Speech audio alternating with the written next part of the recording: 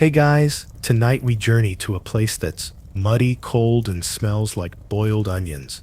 It's not a quirky Airbnb or a Renaissance fair. It's the year 1250, and you just woke up in the Middle Ages. No modern luxuries, no TikTok, no plumbing. You're barefoot, wrapped in a scratchy wool tunic that's somehow damp, even though it hasn't rained in 3 days. Around you are low timber buildings with thatched roofs, chickens pecking at your feet, and the distant sound of someone definitely arguing with a goat. You don't speak the language. You don't even smell like yourself anymore. And guess what? You probably won't survive this. So before you get comfortable, take a moment to like the video and subscribe, but only if you genuinely enjoy what I do here. And hey, comment your location and the current time. I love seeing how many of you are still up with me. Now, dim the lights, maybe turn on a fan for that soft background hum, and let's ease into tonight's journey together. The air hits your lungs with a damp chill, thick with smoke and manure. There's no chimney in your home, just a hole in the roof, so your lungs have become honorary filters. The fire is out. It's dark, really dark. No switches to flip here, just darkness and the occasional flicker of a candle, if you're lucky. Outside your hut, the village is barely waking. A rooster is screaming like it owes someone money, and a dog is gnawing on something you really hope isn't human. You pull a woven curtain aside and step onto a patch of mud that used to be a path. There are no sidewalks, no drainage, just earth, churned up by hooves, carts, and very uncooperative pigs. Your breath fogs the air. You rub your arms, realizing your only piece of clothing, the aforementioned tunic, is basically a glorified burlap sack. No socks, no underwear, certainly no puffer jacket. And this is summer. The first person you meet is already shouting, not at you, just in general. This is apparently how people greet the day. They're dragging a wooden cart full of firewood, which is half rotten, and swearing in Middle English. You smile. They look at you like you've committed a crime. You move along. You pass by a woman throwing yesterday's dishwater into the street. It splashes beside your foot. You both pretend it didn't happen. The smell of the village is complicated. Smoke, animal dung, body odor, and occasionally something sweet. Maybe berries, maybe decomposition. You can't quite tell. A bell rings from the tiny church, summoning people for morning prayer. You're not sure if you're supposed to go, but everyone else is, and you're not really in the mood to be labeled a heretic before breakfast. Inside the church, the air is colder, the walls sweat dampness. People kneel on the stone floor, mumbling in Latin. You kneel too. Your knees scream. A man beside you mutters something about indulgences. You nod as if you understand, even though you're just trying to avoid eye contact with the statue of Saint Sebastian, who looks like he's having a much worse day than you. After Mass, you wander toward the village square. It's little more than a trampled patch of earth, with a pole in the center where apparently people get tied up for misbehaving. A boy is already up there. He smiles at you. You smile back, confused. No one explains anything. You notice how hard everyone's hands look, cracked, scarred, thick, with calluses. Even the children look like they've fought a bear and won. You're already winded from walking 200 yards. This is your reality now. No snacks, no hand sanitizer, no podcast to get you through the chores. Just survival, second by second. And speaking of chores, you're expected to work. No freeloaders here. Someone hands you a pitchfork and points toward a pile of hay. You try to lift it. You grunt. Nothing happens. They laugh. You're starting to understand medieval humor. It's mostly at your expense. A woman nearby is spinning wool. She's got one tooth and eyes that have seen things. You try to compliment her work, but the language barrier turns your sentence into something about her goat being tasty. She frowns. You move away. You pass a house where the roof is being rethatched. The workers are barefoot on the sloped beams, tossing bundles of straw like it's nothing. One falls and lands in mud, laughs, and climbs back up. You wonder if they're all just built different, or if over time survival just becomes second nature. You can't stop yawning. You didn't sleep well, not with the straw poking you and the rats holding some sort of late-night conference under your bed. Your neck hurts. Your feet hurt. You're not even sure what day it is, and no one's invented weekends yet. A toddler waddles by, completely naked, holding a stick like a sword. He roars at you. You roar back. He seems satisfied. This was just the start of your day, and already you're exhausted. You've walked less than a mile. You've been nearly accused of witchcraft, and someone gave you a wooden bowl full of what might have been cabbage, or might have been lichen. Either way, you pretended to enjoy it. Your hands are filthy. You haven't had water since you arrived. And don't even ask where the nearest well is. You're still trying to figure out if it's safe to drink from, or if it's where people also dump their dead chickens. But here's the kicker. This isn't the worst day they've had. Not even close. You glance at the sky. It's still morning. You wake up coughing. And not just a little cough. We're talking the kind of deep, rattly hack that feels like it's coming from somewhere in your soul. Your mouth tastes like old hay. Your throat is raw, and there's a flea doing parkour across your eyebrow. Welcome back to bed. If you can call a pile of bug-infested straw in a dark, drafty corner of a wooden shack a bed. The air smells like wet wool, sour breath, and something metallic. You sit up, slowly, only to bump your head on a slanted beam above you. You whisper a very modern curse word, but all that escapes is another cough. Across the room, someone's snoring through what sounds like tuberculosis. Your roommate, if you can call them that, is wrapped in a woolen blanket that hasn't been washed in several papacies. They're hacking intermittently, which would be fine, except you're pretty sure you saw blood on the wall. You try to ignore it. Maybe it's beet juice. Maybe they're fine. Maybe you're fine. You won't be. Outside the small hut, rats are scurrying along the wooden beams. You spot one watching you through a crack in the wall. Its beady little eyes say, "I live here. You're the visitor." You scratch your ankle. Big mistake. It's already swollen. Flea bites. You'll learn to stop scratching eventually. Right around the time the swelling gets suspicious, and someone mentions the Black Death. Don't worry. That's still about 100 years away. For now, it's just the plague's little cousin. A sort of warm-up act. You stand, stretching your aching back, and shuffle outside. It's dawn, barely, but the village is already waking up. Smoke rises in crooked curls from fire pits, mixing with morning fog to create what can only be described as air you can chew. A woman pours a bucket of something unspeakable into the ditch outside your door. You do your best not to step in it. You fail. The street is a slushy mess of manure, straw, and old food scraps. No gutters, no drainage. Just nature doing its best with what little engineering knowledge humanity currently possesses, which is none. Your bare feet squish unpleasantly in the muck. Your toes are beginning to lose feeling. You look around for water to wash them. There's a communal basin, but it's already full of suspicious gray liquid, and a man is currently rinsing his hands in it while picking something out of his teeth with a chicken bone. You decide to pass. Your stomach growls. Food. Maybe you'll feel better after eating. You trudge toward what you're told is breakfast. A communal bowl of thin gray sludge bubbling over a fire pit.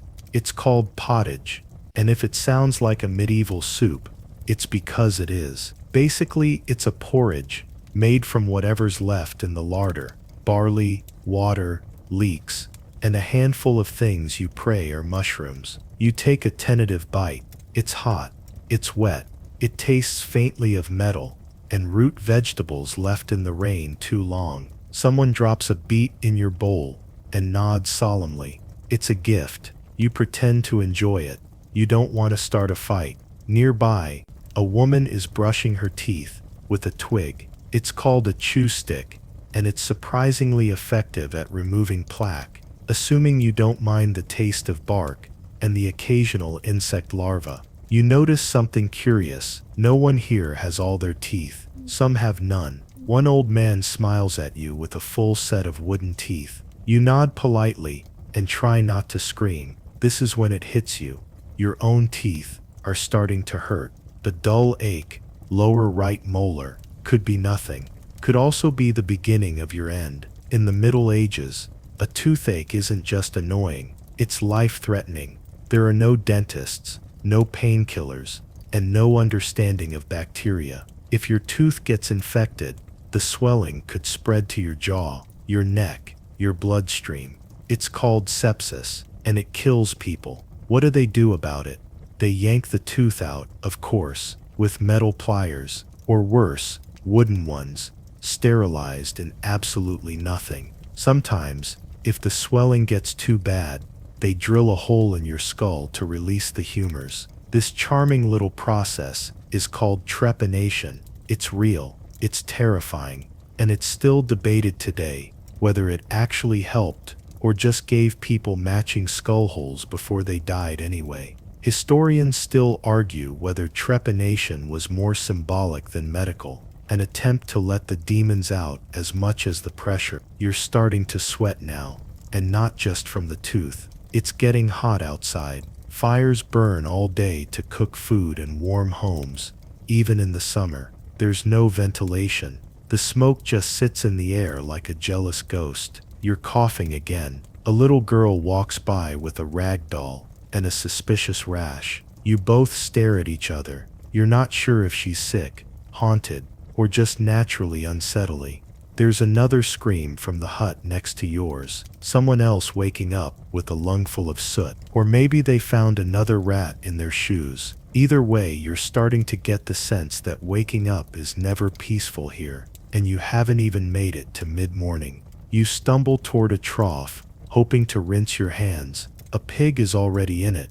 You back away. A rooster jumps on your shoulder. You scream. No one helps. This is life now. And in case you were wondering, yes, people really did live this way. The average life expectancy in medieval times was about 30 to 40 years, but that's skewed by high infant mortality. If you made it past childhood, you might see 50. If your teeth didn't kill you, or your lungs, or that rooster. The real shocker, this wasn't even considered bad living. This was normal. People were tough. You're soft. No shame, it's just biology. You wipe your hands on your tunic and look at the sky. It's already brightening. There's a full day ahead.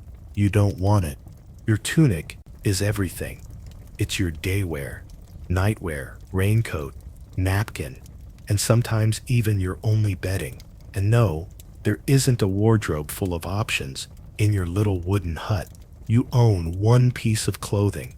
One, and it itches. It's made of coarse, homespun wool, thick as a wet sponge, and about as flexible. You can feel every fiber scraping your skin like a woolly army of sandpaper elves. There's no lining, no elastic, no tags, just you, raw wool, and the rising suspicion that medieval people had no concept of comfort. And before you ask, no, it doesn't get washed. Water is precious. Soap is rare, and laundry is basically a community event that happens twice a year. Maybe, if someone dies and they need to clean the burial cloth. Even then, it's more like rinsing clothes in the river while yelling at ducks. You glance down. Your tunic is already stained with last night's soup, this morning's mud, and a mysterious green smear you hope is moss. It smells like a mixture of wet sheep, garlic, and unresolved trauma. You try airing it out. It somehow smells worse. Underneath, nothing. No underpants, no shirt, just you in a scratchy tunic. The concept of layers doesn't really exist yet. If it's winter, maybe you wrap a second tunic over the first one and cry softly into your frozen hands. And shoes, forget it. If you're lucky, you have a pair of leather turn shoes, thin, slippery things that soak up mud like sponges. They offer the same protection as wet socks wrapped around cardboard. You feel every rock, every root, every goat dropping, every unidentifiable squish. You try to adjust your tunic. It sticks in places you'd rather not discuss. Across the village, a woman is dyeing yarn using onion skins and stale urine. The smell makes your eyes water, but the colors, surprisingly vibrant. If you're nobility, you might get a splash of blue or red in your clothing.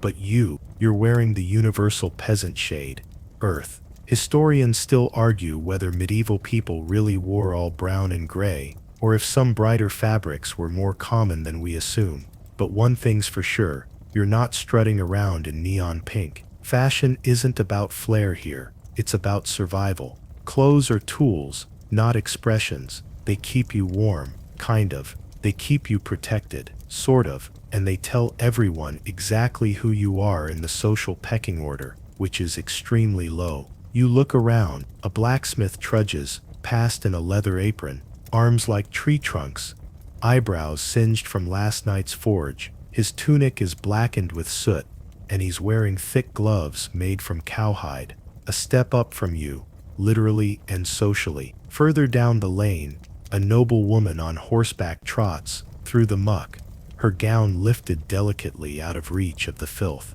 It's embroidered, flowing, and so long it probably has its own tax bracket. You stare too long, she doesn't notice you exist. You're wearing a potato sack, and she's wearing 6 months of wages in silk. The clothing gap in medieval society is intense. For the rich, clothes are status. For you, clothes are a chore. And let's talk laundry day. On the rare occasion it happens, you haul your tunic to the river, kneel on the frozen bank, and scrub it against a flat stone with cold water and ashes. Yes, ashes. Soap is made from animal fat and lye, both hard to come by and almost never used by commoners. So you just rub it with burned wood and hope for the best. Then you beat it with a stick. This is not a euphemism. Laundry involves physically assaulting your own clothes until the dirt gives up out of fear. Then you hang it on a branch to dry and pray no animal steals it.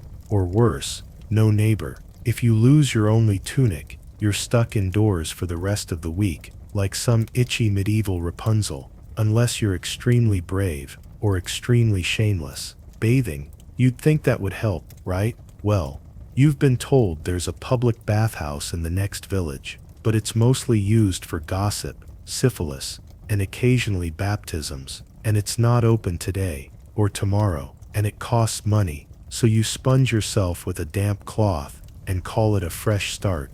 The truth is, people in your era do bathe, but not often. Water has to be heated manually, which takes hours, and once the bath is ready, the entire family uses the same water, one after the other.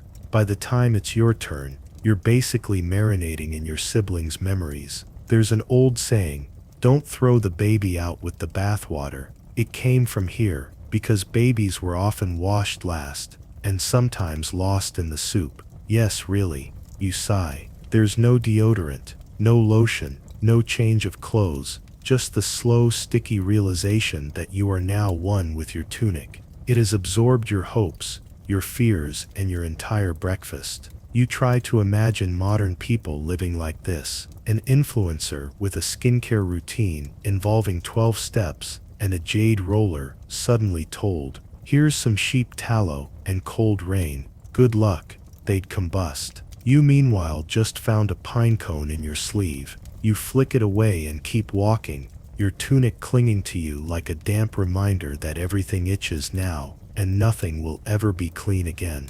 You're hungry again.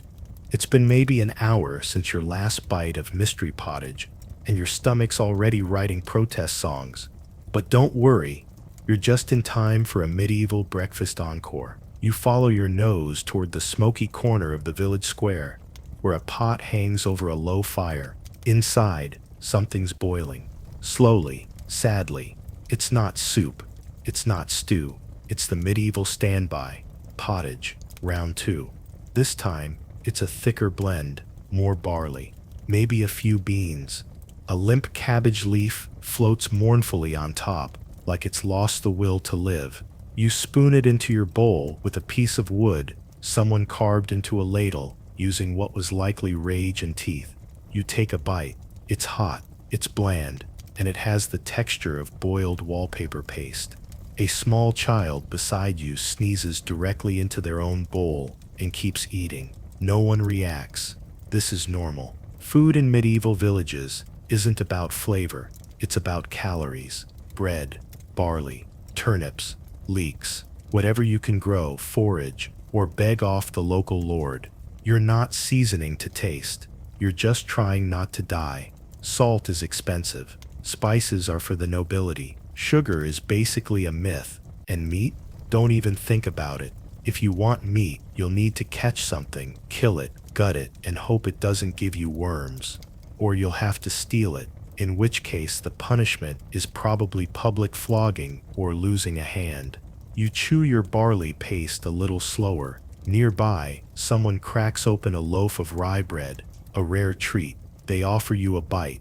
You tear off a piece and take a grateful nibble, and then the walls start melting. Alls! You blink. The ground ripples like water. The sky turns purple, and the bread is laughing at you, loudly. You've just been introduced to ergot poisoning, a fun little bonus that happens when rye is contaminated with a fungus that acts like natural LSD, and it's surprisingly common in wet seasons. Historians still argue whether outbreaks of ergotism contributed to bizarre events like the Salem witch trials or even the infamous dancing plague. But right now, you're hallucinating that your pottage is whispering insults, and your left hand might be a duck. You lie down in the grass and try to breathe. A farmer walks by, glances at you, and shrugs. He's seen this before. By midday, the hallucinations fade, sort of. You're not sure if the goat standing on the roof is real, but you've decided to respect its space either way. You stumble over to a woman churning butter. You ask if you can help. She laughs, not in a kind way. You are not butter churning material. Instead, someone hands you a bundle of sticks and points to a place where kindling needs stacking. You try, you fail. The sticks roll everywhere. A pig eats one. Someone sighs in your direction, with the kind of disappointment only a medieval peasant can muster. You miss lunch, not that it was going to be different from breakfast, or dinner, or tomorrow's breakfast. Remember, no fast food, no snacks, no cafes. If you're hungry between meals, you chew on your emotions. You spot a cart coming into town. It's the traveling fishmonger. The smell hits you like a wet towel made of regret. He's got eels, salted herring, and something that might have been a crab once, but now looks like it's plotting revenge. You decide not to try the seafood. Instead, you wander into the woods, hoping to find something edible. This is what people actually did: gather wild herbs, mushrooms, berries. But unless you're an expert in medieval botany, odds are you'll poison yourself before you get anything nutritious. You pick a berry. You think it's safe. You're wrong. Your tongue itches, and your left eye starts twitching. You spit it out and head back to the village, clutching your stomach and trying to remember if stomach cramps and dizziness is a sign of imminent death or just life in the 13th century. You're not alone. The village healer, a woman everyone pretends not to call a witch, hands you a handful of dried nettles and a cup of warm water that smells like garlic and defeat. You drink it. Slowly. You survive. Barely. And that's the thing. People in medieval times lived in a constant state of barely full, barely healthy, barely hanging on. But they knew how to stretch a meal, how to share a loaf of bread, and how to pretend they didn't notice when someone fainted from hunger in the middle of a wedding. It's not glamorous, it's not Instagrammable, but it's real. And hey, you didn't die from the bread hallucination. That's a win. The sun is beginning to dip behind the treetops. Someone calls out that dinner is nearly ready. You laugh. Dinner is breakfast again. Your mouth hurts. Not the usual bit your tongue while sleepy hurt. This is a slow throbbing, deep in the bone ache that makes your whole jaw feel like it's trying to leave your face. You prod the spot with your tongue. Bad idea. Instant pain shoots through your skull like lightning. That molar from earlier, it's officially gone rogue. Welcome to the Middle Ages, where a toothache is basically a countdown timer. You mention your pain to a passing villager. They nod sympathetically and hand you a small pouch of dried herbs, likely sage or mint, crushed together with something brown and crumbly that smells like warm compost. You rub it on your gum. It stings. You weep a little. But this is medieval medicine, and by those standards, this is cutting edge. Someone offers to take you to the local barber surgeon. You're thinking scissors and a nice trim. You're wrong. Barber surgeons are the handymen of medieval healthcare. They pull teeth, lance boils, amputate limbs, and give you a shave, all in the same session. You find him sitting on a stool outside his hut, sharpening an iron tool that looks like it belongs in a torture museum. You try to back away. Too late. He's seen you.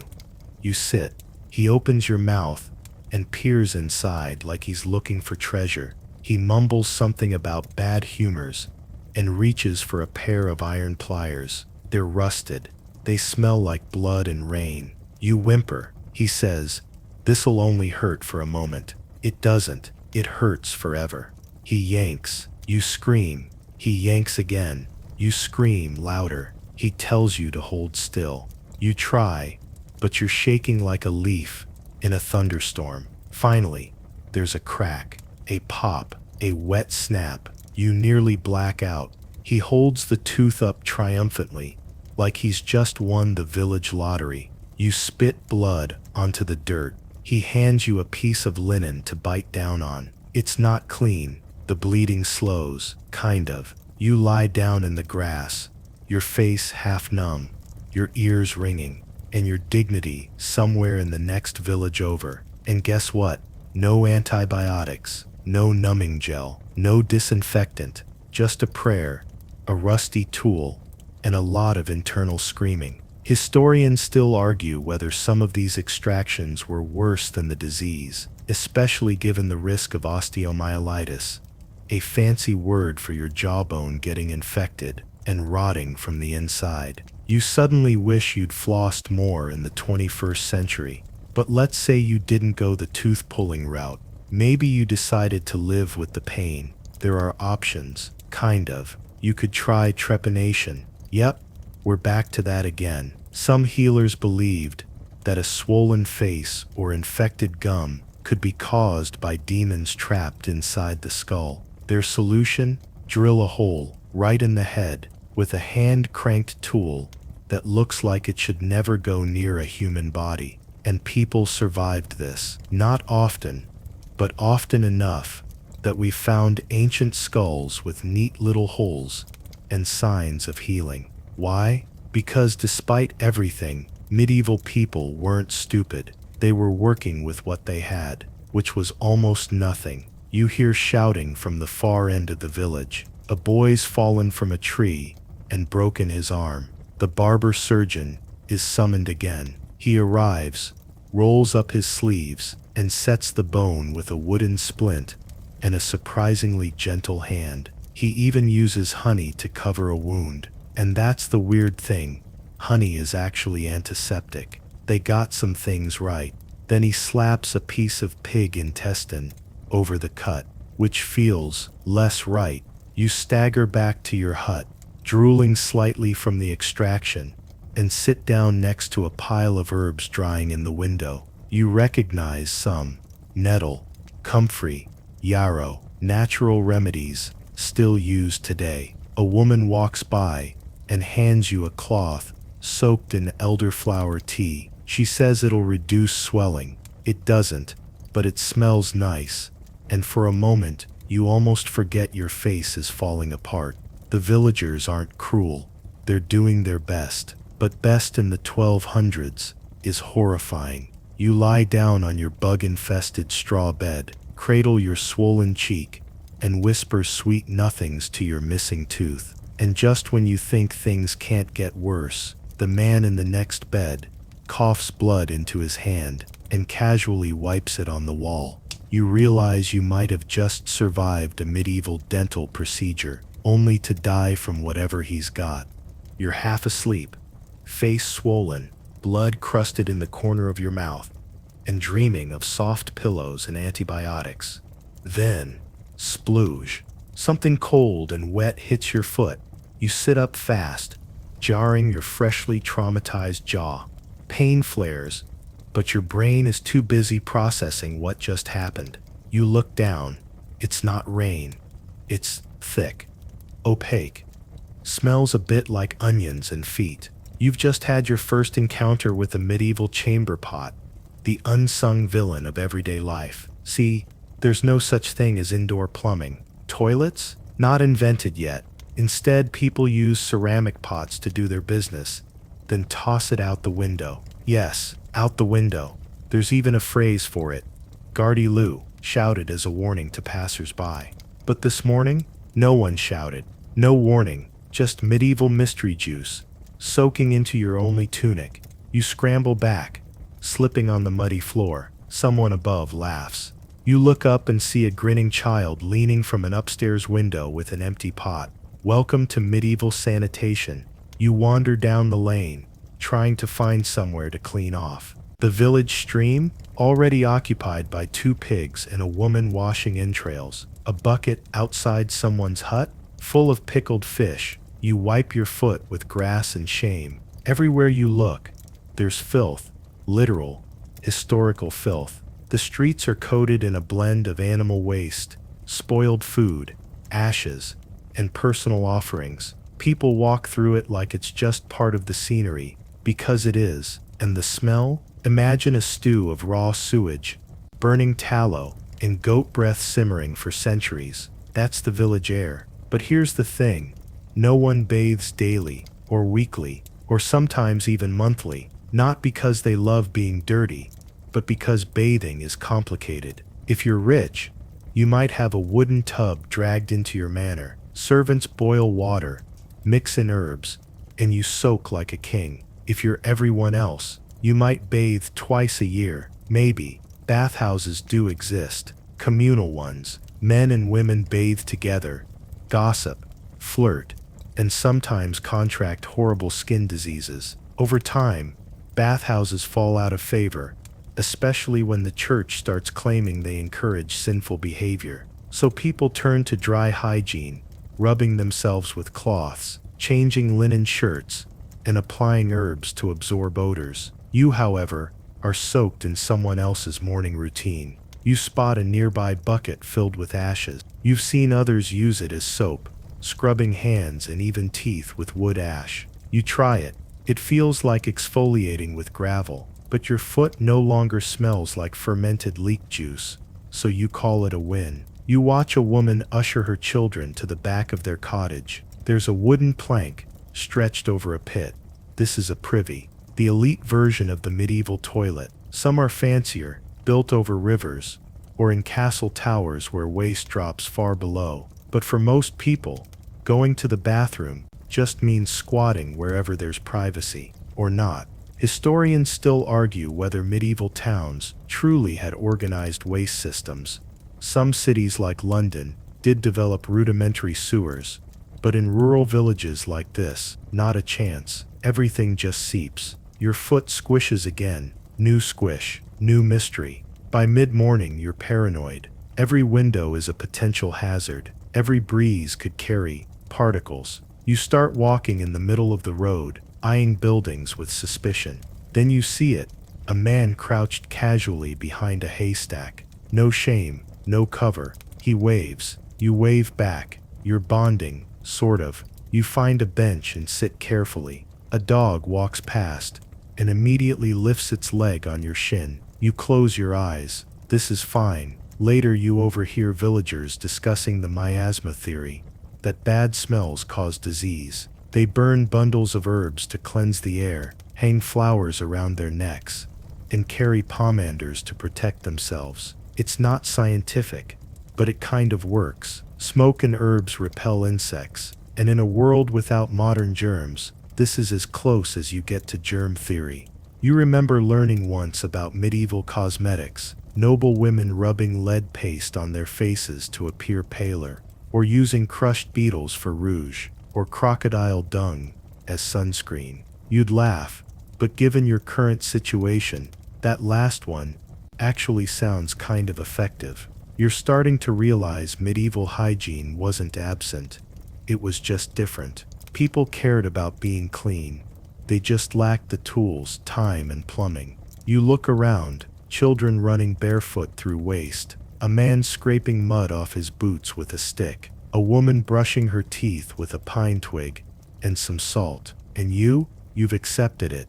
You're no longer trying to stay clean. You're just aiming for slightly less sticky than yesterday. The bar has lowered significantly. You make a mistake, a small one. You look up at the stars. That's it. That's the whole crime. You're outside the village, just after dusk. The air is finally cool. Your feet are dry for the first time all day, and the sky, unbelievable. No streetlights, no pollution, just a velvet black expanse littered with stars you forgot existed. You sigh peacefully and say something innocent like, "They almost look magical." Wrong move. A woman nearby freezes mid-step. She looks at you, eyes narrowing like you just turned into a bat. A man behind her slowly backs away. Someone else crosses themselves. You've been in medieval times less than a day, and you've already accidentally committed heresy. People start murmuring. A few walk off quickly.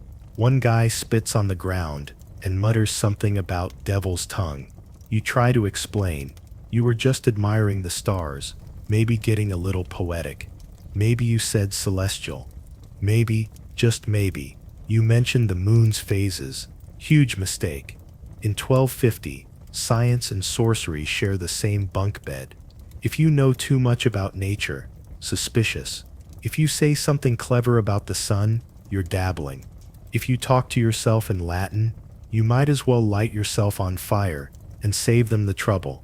You're not burned at the stake. Yet. But the village priest does show up at your door the next morning. He's wearing a heavy cross, carrying a Bible that's seen some things, and flanked by two muscular men who seem a little too excited to find a witch. He invites himself in. You don't say no. He asks you questions. Innocent ones at first, then less so. Have you been having visions? Do animals respond strangely to your presence? Have you ever floated? You try to keep a straight face, but your modern brain wants to laugh. Floated? Like in water? In air? On social media clout? You answer no to everything.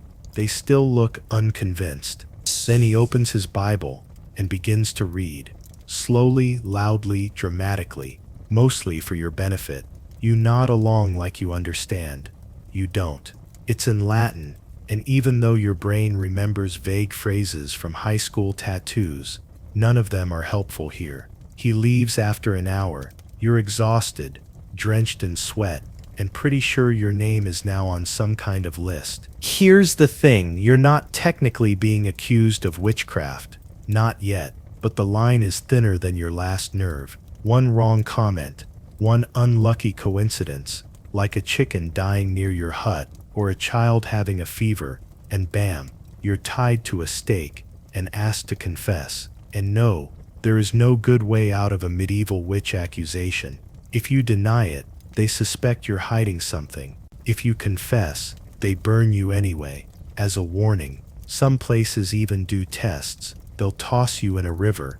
If you float, you're guilty. If you sink, you were innocent, and also dead. Historians still argue whether actual witch hunts were rampant in the 1200s or became more common later, but even now, superstition governs everything. Bad harvest, witches. Disease outbreak, witches. Someone looked at your ox weird, and now it's limping, witches. You can't win. You try to lie low the rest of the day. No eye contact, no jokes, definitely no stargazing. But you're starting to notice things. A woman with an herbal pouch tucked in her belt, healer or witch. A man who carves strange symbols into tree bark, art or dark arts. A child who whispers to animals, cute or cursed. The lines blur fast. People whisper about the cunning folk, men and women with too much knowledge of herbs, too much charm, too many healed injuries in their wake. Sometimes they're respected, sometimes feared, often both. You consider asking one for help with your jaw pain, but then you remember you've already been spotted talking to stars. Better not push your luck. Night falls again, and this time, you keep your eyes down. You don't mention the stars. You don't talk about the moon. You curl up on your scratchy bed of straw and try not to say anything that could be interpreted as mystical, magical, or even vaguely interesting. Your brain whispers modern phrases, astrology, horoscopes, lunar cycles, solar eclipses. You want to scream. You want to explain Copernicus. You want to yell, "It's just science, people." But you don't. Because here, science is a dangerous whisper, and knowing too much can get you dragged out of bed before sunrise. So you shut your mouth, close your eyes, and let yourself fall asleep to the sound of someone down the lane softly chanting prayers and someone else quietly sharpening a knife. You wake up starving. Again, you stagger into the square, weak and woozy, scanning for anything edible that doesn't whisper to you or make your fingers go numb. You think maybe there's some bread left over from yesterday. You find it and immediately regret it. It's a lump of dense, dark rye, hard enough to break a window, crust so tough it's threatening your already ruined dental situation. But hey, it's food. You take a bite. At first, it's just bland. Then, something shifts. Your fingers feel tingly. Your skin prickles. You blink, and the ground seems to breathe. You stare at the bread. The bread stares back. You, dear listener, have once again found yourself in the warm, moldy embrace of ergot, a fungal parasite that loves damp rye and absolutely loves messing with your nervous system. Fun fact, ergot contains compounds similar to LSD. Yep, the Middle Ages had hallucinogenic bread. By accident, you sit down slowly, heart pounding, mouth full of regret and rogue yeast. The sky spins. You try to stand up, but the earth bends sideways like it's suddenly French. You hear a goat laugh. You're not sure that's real. And it's not just you. Down the lane, someone else is spinning in circles and shouting about angels in their soup. A few children are crying. One man's running naked toward the woods yelling, "The turnips are watching me." This isn't a personal medical emergency. This is a village-wide trip. Ergotism, also known as St. Anthony's fire, was a recurring horror in medieval Europe. Infected rye could cause spasms, hallucinations, convulsions, and even limb rot. Yes, gangrene. Because hallucinations weren't bad enough, sometimes your fingers or toes would blacken and just fall off. Historians still argue whether massive ergot outbreaks triggered cultural phenomena like mass hysteria or even witch frenzies. Some scholars link it to the bizarre dancing plagues, where people literally danced uncontrollably for days until they collapsed or died. You now understand why. You lie in the grass, twitching slightly, your tongue dry, and your eyes darting around like they're on a scavenger hunt. Everything smells like roasted onions. You haven't seen an onion all day. A kindly old woman kneels beside you and hands you a cup of murky tea. She pats your cheek and says, "Just breathe through the visions, dear." You sip. It tastes like wet socks and lavender. You don't care. It helps. The hallucinations fade over the next few hours. Sort of. You're still not entirely sure the trees aren't whispering secrets to one another, but at least you're not trying to wrestle your own shadow anymore. The bread, still there, still taunting you from the ground. You decide not to eat any more of it, ever. Instead, you limp to the village well and splash water on your face. You think maybe you'll just stick to pottage for a while. Safer, bland, but not actively trying to destroy your sense of reality. But the damage is done. You're paranoid. You stare at food with suspicion now. That apple could be full of worms. That cheese might be curdled demon milk. That stew, probably 90% root vegetable and 10% someone's old shoes. The village has rules, unwritten ones. Don't eat anything damp. Don't trust bread with stripes. Don't listen to the carrots. They lie. You overhear people talking about someone who once died from ergot poisoning and came back claiming he saw God, and also a horse named Margaret who told him to be nicer to ducks. You believe him.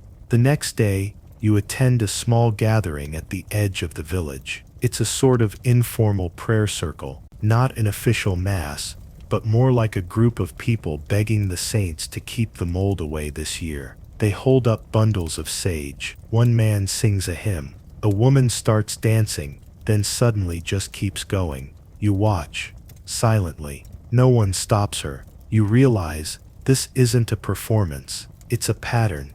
You've stepped into one of those medieval mysteries people whisper about hundreds of years later. The kind where no one's sure what really happened. Maybe it's the ergot. Maybe it's divine ecstasy. Maybe it's psychological. Maybe it's just humans trying to survive the relentless weirdness of their world. You sit with them. You hum along. You pray to Saint Honorius, patron of bakers, to make the bread less deadly next time.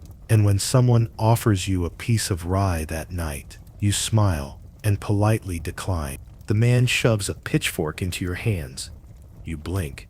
He grunts, points at a steaming pile of what can only be described as everything you've ever hoped to avoid. Touching. You're now officially employed. Welcome to your new medieval job, shoveling dung. You want to protest. You have no resume. You're not trained.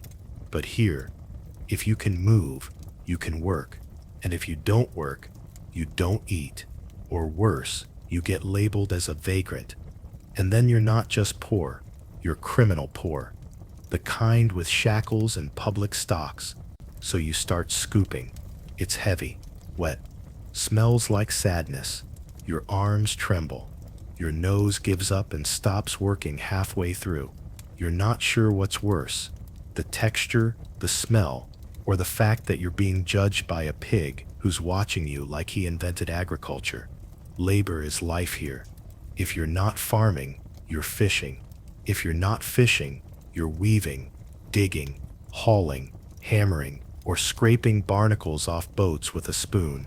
And yes, sometimes you're literally knee-deep in other people's waste. Because medieval jobs are not glamorous. There are no dream careers, no inspirational TED Talks, no find your passion workshops.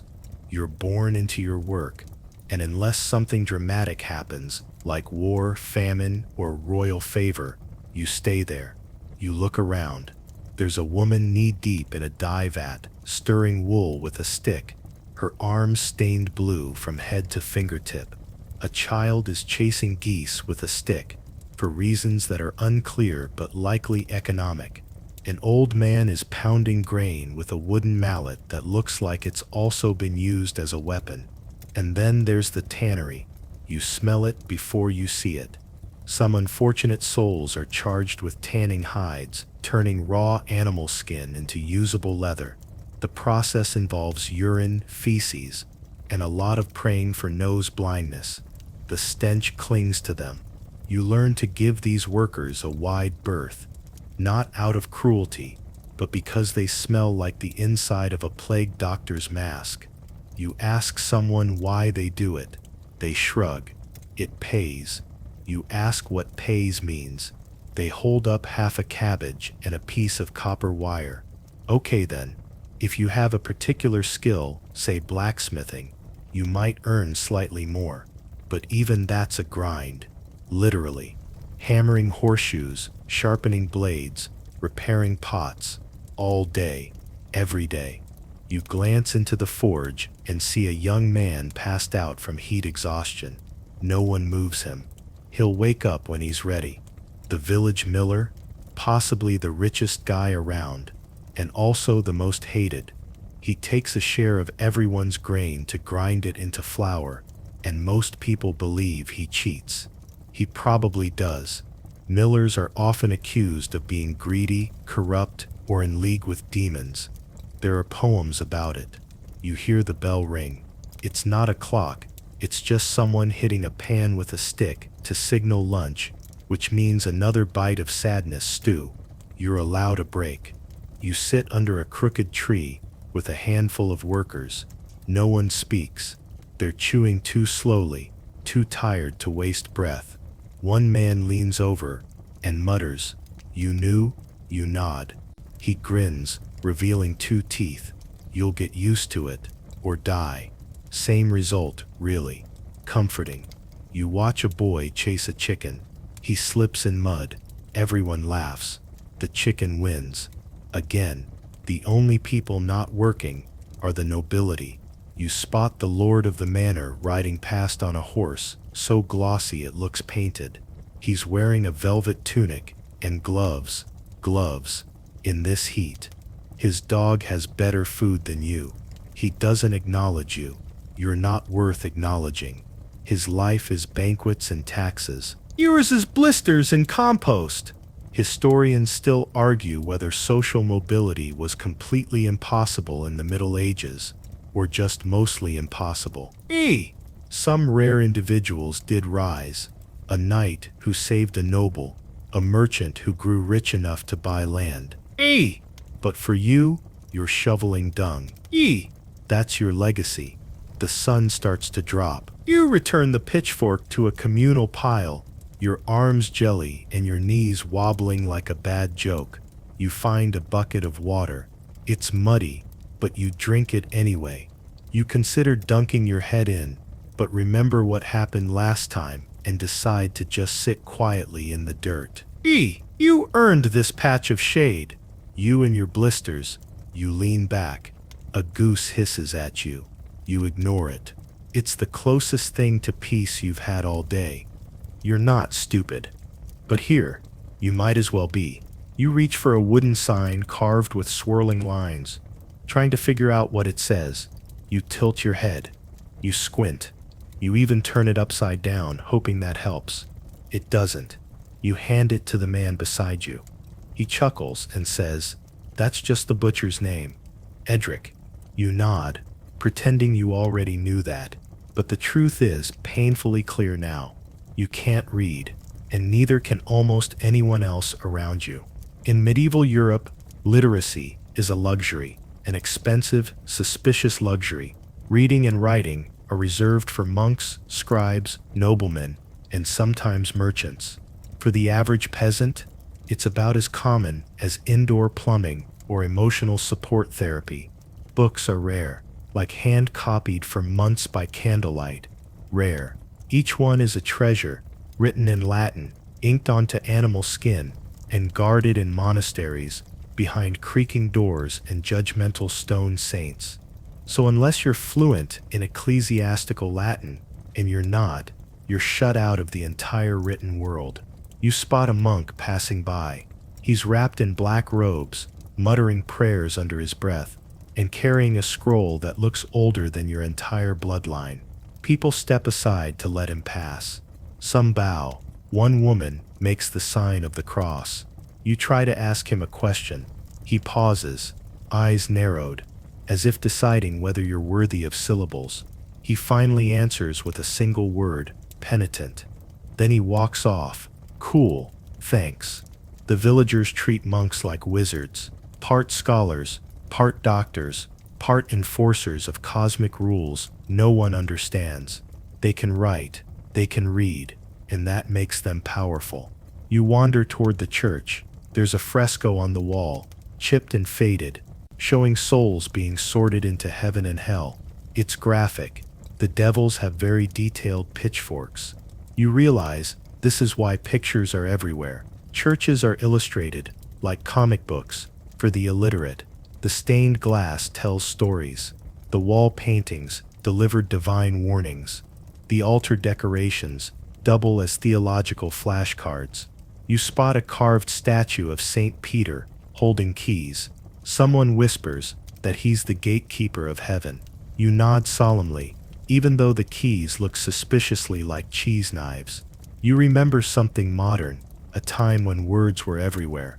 Street signs, ads, books, texts. You could scroll, skim, type. You were fluent in memes and menus. Here, you'd starve before deciphering a recipe. Someone hands you a small wooden board. It's engraved with wavy lines. You stare at it. The person gestures, your name. You stare harder. You don't recognize a single character. It might be your name, or a warning, or a recipe for rabbit stew. You thank them anyway, and tuck it into your belt like a prize. Historians still argue about how widespread reading skills were in the Middle Ages. Some believe many villagers could at least recognize basic words or symbols, especially in market towns. Others say true literacy was limited to a tiny elite. Either way, you're not in that group.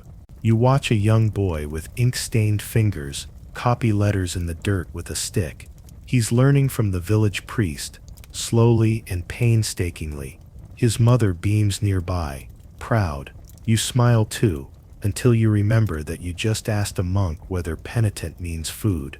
You ask someone how they learn without books. They shrug. You listen. You remember. You do. Stories are passed down by word of mouth, epic ballads, cautionary tales, Bible verses recited in rhythm. Knowledge moves by memory, not page. And knowledge is power. Dangerous power. People whisper about forbidden texts, pagan scrolls, healing charms, books that aren't sanctioned by the church. If you're caught with one, it's not just frowned upon, it's heresy. You pass a woman sewing. Her hands are quick, practiced. You compliment the embroidery. She grins and says it's a prayer, stitched in runes she can't read, but believes protect her child. You nod. You want to believe too.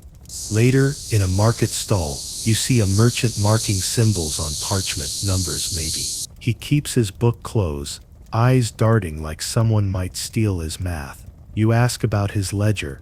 He winks. Secrets worth more than gold, friend. You realize how much you've lost by not knowing letters, but also how much people have gained by working around it. They carve symbols into tools to track ownership.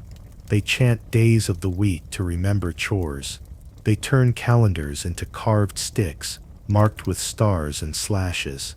Genius doesn't require grammar. You sit beside a fire that evening, watching a bard recite an epic poem. He knows it by heart. Hundreds of lines, flawless rhythm, not a single page in sight. Elders nod with quiet joy. This is memory theater, and for a moment you forget about reading. You just listen, because while you may be illiterate here, you're not uninformed. You're just learning with your ears. And tonight, that's enough. Someone just told you you're getting married. You blink, smile awkwardly, wait for the punchline. There isn't one. A woman you've never met hands you a woven cloth, says congratulations, and walks away. Two older villagers nearby nod in approval. One of them whistles at a goat. You're not sure if that's part of the ritual. You weren't consulted. You weren't even aware. Welcome to the medieval marriage system, where personal choice is optional, and the age of consent is more of a suggestion than a rule. You're not exactly sure how old you are here, but the girl you're being introduced to is definitely young, very young. She barely meets your gaze before turning bright red and running back behind her mother's skirts. The family laughs. You don't. This is not a modern love story. This is a transaction, a social contract, a way to consolidate land, alliances, dowries, and future labor, all wrapped up in the cultural ribbon of sanctified wedlock. And yes, 12 is often old enough. Girls can be married off once they hit puberty. Boys too, sometimes as early as 14. though they're often expected to wait until they can provide, which basically means once they've got a goat and a roof. You, however, have neither. Someone pats you on the back and says, "It'll be good for you." She's from a God-fearing family. You stare into the middle distance and contemplate vanishing into the woods. You try to protest, but "I don't even know her name." "Doesn't matter," says a man cheerfully. "You'll learn it, eventually." You wonder if this is what it feels like to be bartered. Because you just were. Marriage here isn't about love, it's about survival, land, lineage. Dowry negotiations happen over ale and livestock.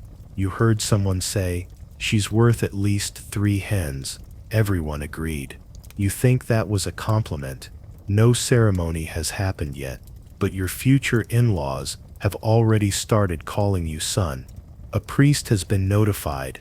The banns will be read in church 3 Sundays in a row, and then poof, you're a spouse. Historians still argue whether medieval marriages were truly unhappy or just wildly different from what we consider normal today. Some couples grew close, others simply coexisted, a few made it work.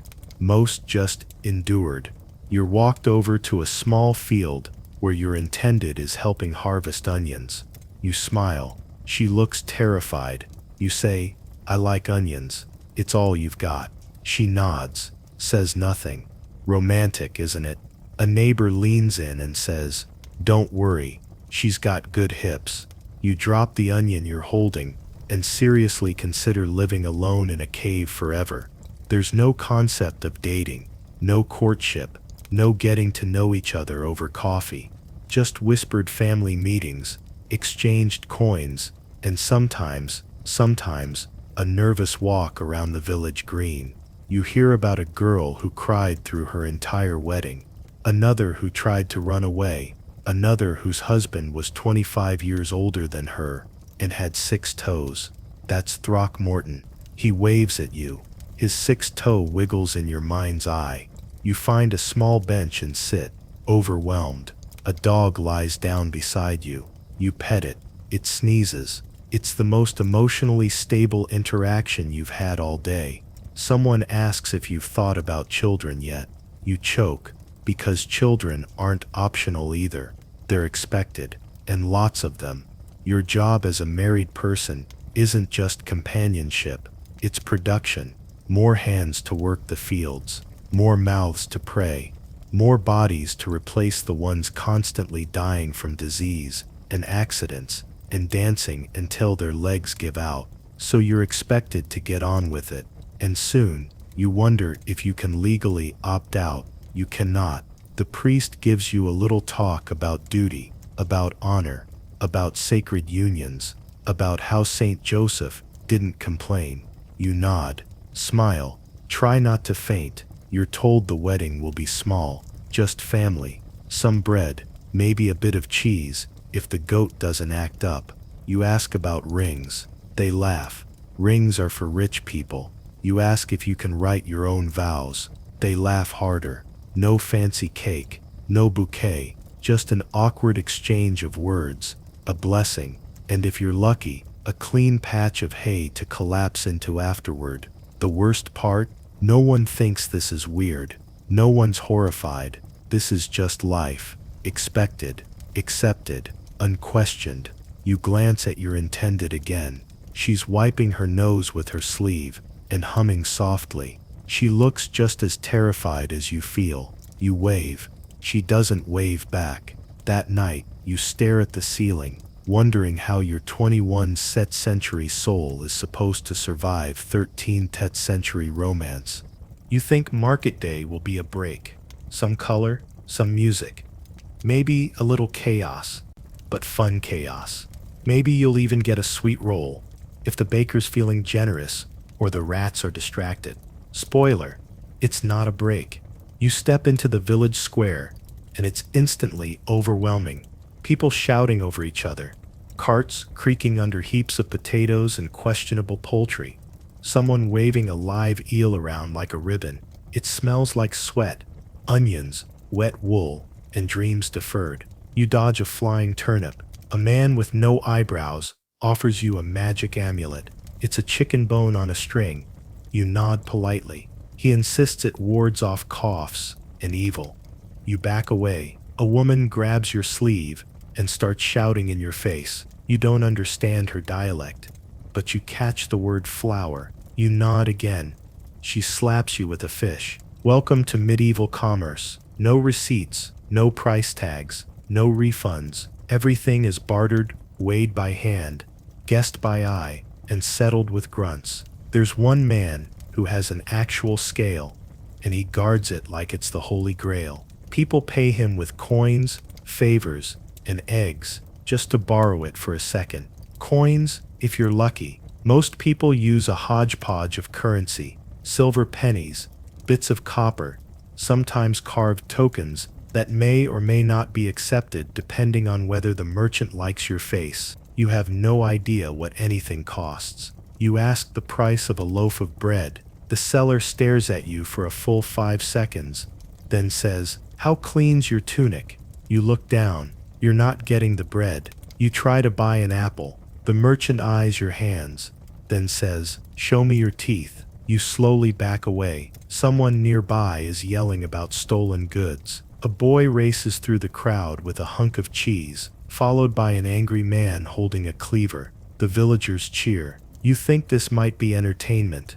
You're not sure if the boy's a thief or a folk hero. A goat sniffs your leg. You move. It follows. You move faster. It charges. You run. The goat wins. You retreat to the edge of the square and try to blend into a crowd watching a puppet show. It's a crude little play. 2 sock puppets hitting each other with sticks, while a narrator yells about sin. The audience laughs. You join in, mostly out of stress. The puppets reenact the fall of man. One of them is wearing a tiny fig leaf. It's the funniest thing you've seen in days. The market stalls start to change rhythm. You hear music, flutes, maybe a hurdy-gurdy, and someone juggling chickens. Not with chickens. The chickens are the balls. You get pulled into a circle by a group of dancers. They spin you around until your vision blurs. Someone hands you a cup of something strong. You drink it without asking. Big mistake. Your tongue goes numb. Your jaw joins shortly after. You decide not to ask what it was. You stagger past a spice merchant. He lets you sniff a handful of crushed cloves and winks. "Good for tooth pain," he says. You try to buy some. He says, "Got any buttons?" You blink. "No." He shrugs. "No cloves." You realize you've just been denied medicine because you lack buttons. Historians still debate just how regulated medieval markets were. Some towns had chartered laws, guild standards, even measuring rods nailed to church walls to prevent cheating. Others were just organized chaos with a guy named Bert declaring himself Fish King once a week. In your village, it's mostly the latter. You stumble into a booth selling ink and parchment. The seller looks scholarly, narrow eyes, inky hands, robes too long for the weather. You ask about buying a single sheet. He snorts. You can't afford the corner of a sheet. You walk away. A rooster is now following you. It looks angry. You try one last stall, a baker selling misshapen rolls. He eyes you, nods, and says, "2 for 1 if you sing." You panic. You sing. It's terrible. He winces, then hands you a single roll out of pity. You sit down and eat it slowly, like it's a treasure, because it is. It's warm. It's not moldy. It doesn't hallucinate at you. This is the highlight of your week, until a dog snatches it out of your hand and runs. You nearly cry. Someone plays a sad tune on a lute. You lock eyes. You feel seen. By mid-afternoon, the market starts winding down. Stalls close. Chickens escape. The eel man is asleep under his cart. A child is trying to juggle potatoes and dropping them on a cat. You limp home, bruised, broke, possibly spiritually taxed. You didn't get any supplies. You lost a good roll, but you're alive, mostly. And as you close your eyes, you can still hear the puppets arguing about original sin. You laughed during Mass. Just a little. A puff of air, really. Barely audible.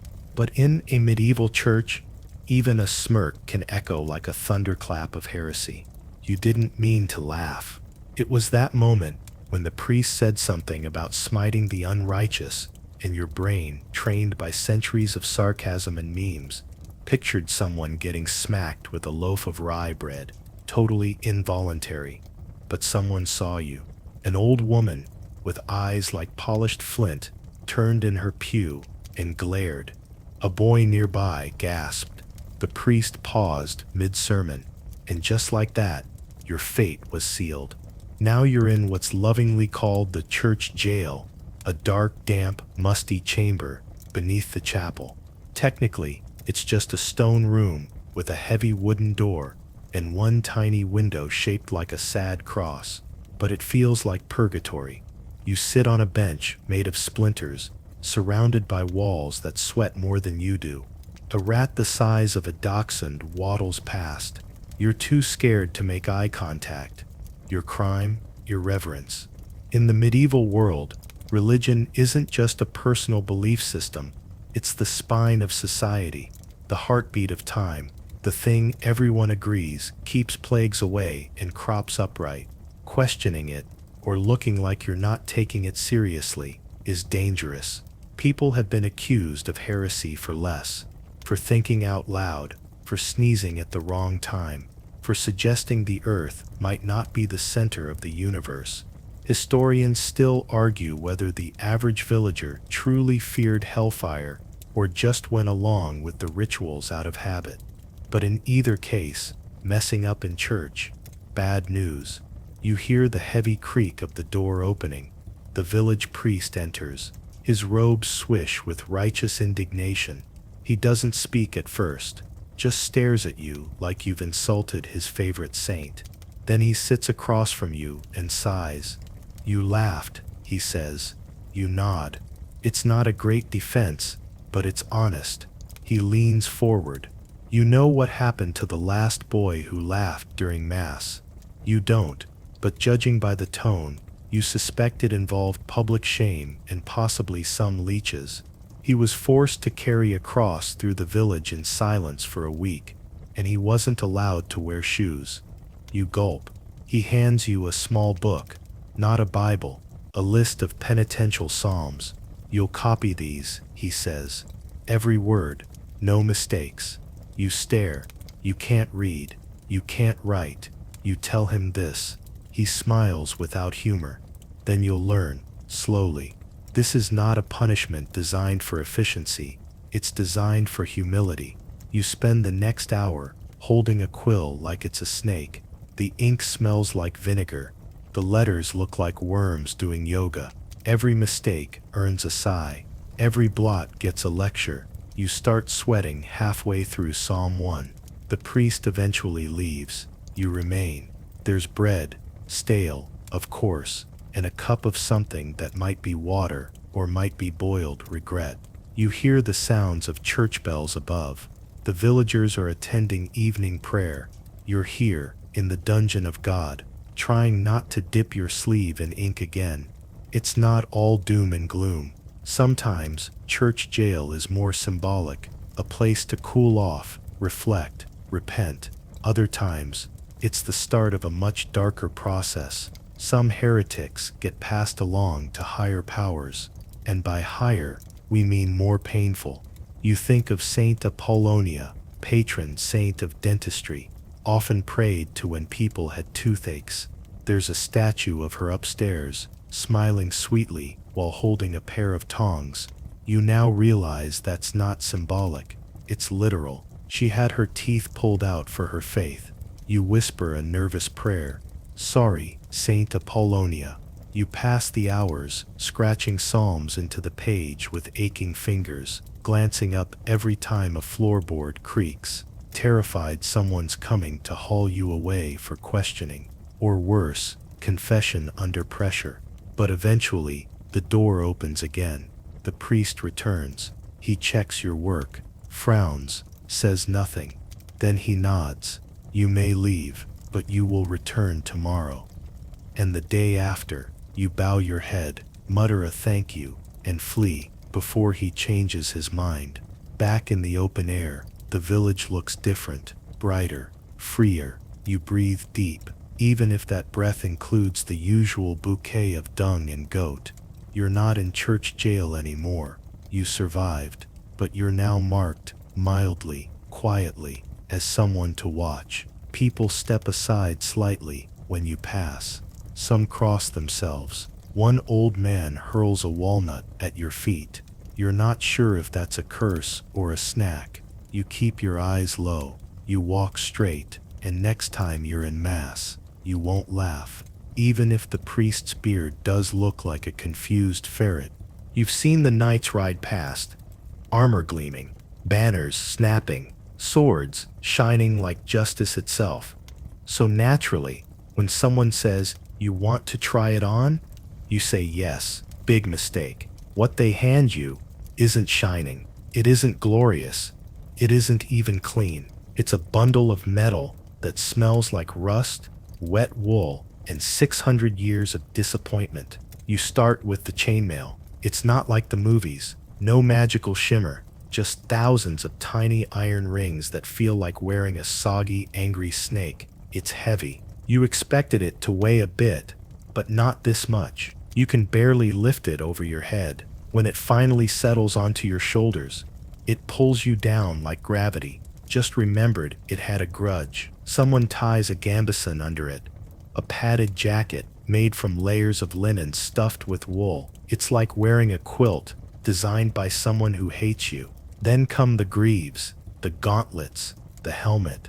The helmet is the worst. It's not sleek and cool. It's a metal bucket with holes you can't quite see through. Every breath echoes back into your face like a judgmental drumbeat. You take 2 steps. You trip. You lie in the dirt, staring up at the sky through your tiny eye slits, wondering how medieval knights didn't simply collapse from exhaustion before battle even began. People around you laugh. Someone yells, "Get up, Sir Faceplant." You can't see who said it. You mutter, "I can't feel my neck." No one helps. This is armor in the real Middle Ages. Not streamlined, not ergonomic, not cosplay friendly. It's meant for surviving a battlefield, not enjoying one. And swords? Also not romantic. You pick one up, barely. It's long, unbalanced, and smells like dried blood and regret. You try a swing. Your arm screams. Your wrist buckles. You nearly decapitate a nearby goose. The goose is not amused. You ask how anyone fights like this. A veteran standing nearby shrugs. You don't. You just try not to die first. This is the great medieval paradox.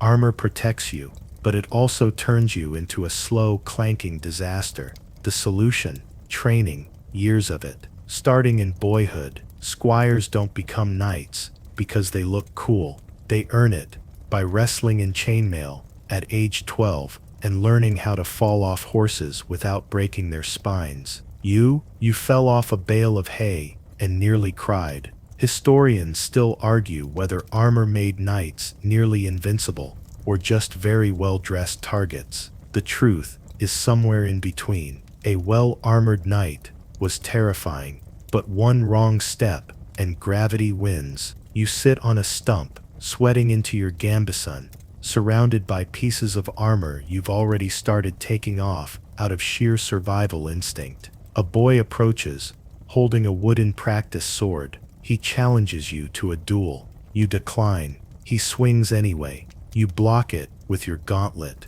Your fingers vibrate like tuning forks. "Nice," he says, and walks away. You're still vibrating 5 minutes later. The nightlife is not for you, but you're not done yet. A man nearby gestures to a wooden practice dummy. You're handed a spear. You thrust. You miss. You try again. You hit your own foot. Someone claps politely. You're told that real battles don't look like tournaments. They're muddy, chaotic, loud. Swords get stuck. Helmets fill with rain. Horses panic. People scream. And when the fighting ends, no one looks noble. You sit beside a pile of broken shields. One of them still has a bit of a crest painted on it.